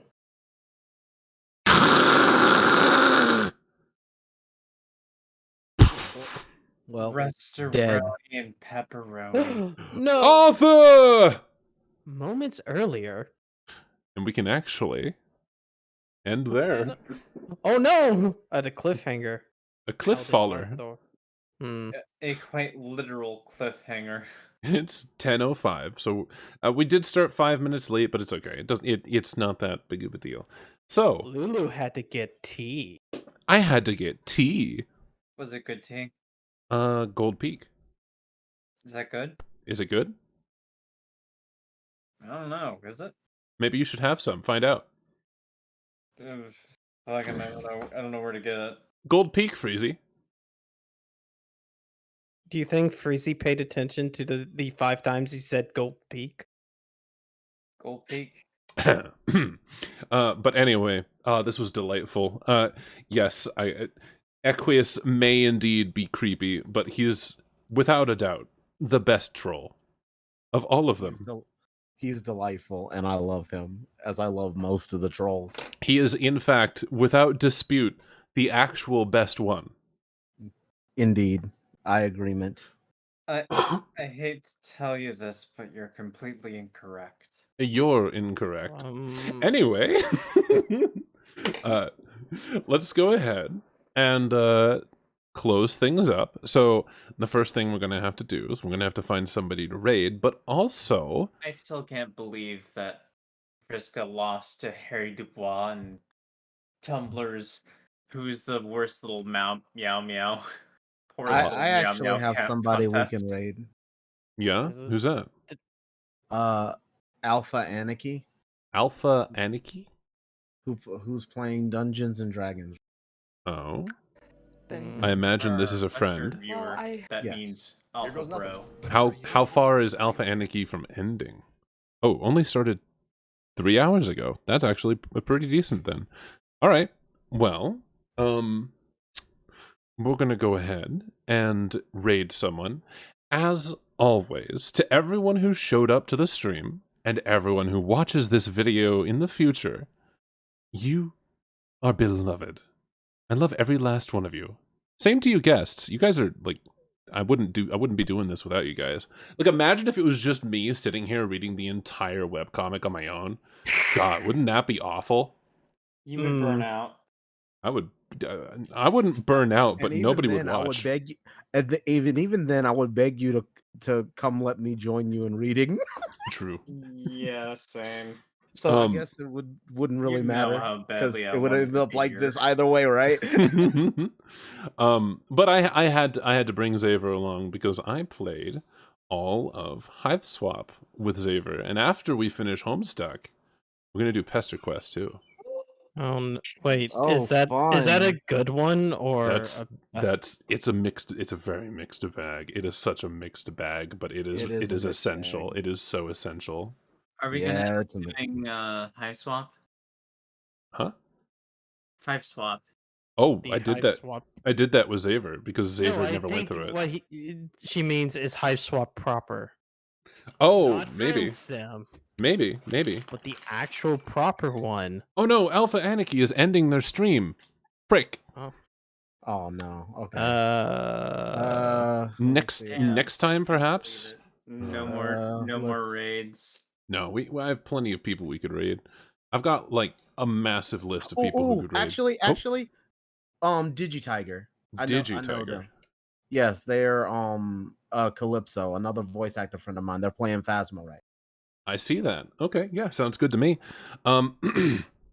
So once again, if you're watching this VOD on YouTube, we will be reading more Homestuck very soon. In fact, you can come over to the Twitch channel and watch us. You could be a part of the experience. As always, I love you all. You are precious to me, and you make this worth doing.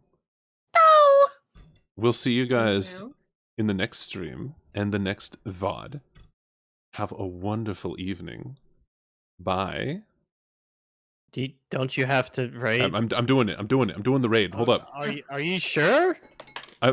Yeah, We're it's doing it, man. We're making it. we're doing it. happen. Don't it's We're shush. making it happen. I'm just a little bit slow on the draw. I was busy telling everyone I love them. I love you all. Mwah. No, Freezy, no hate raid. Mwah. I Have a stole good the kiss. I night. stole the kiss. It's mine now. Ah, fuck. And there goes the raid. Okay, stopping stream. 3, 2,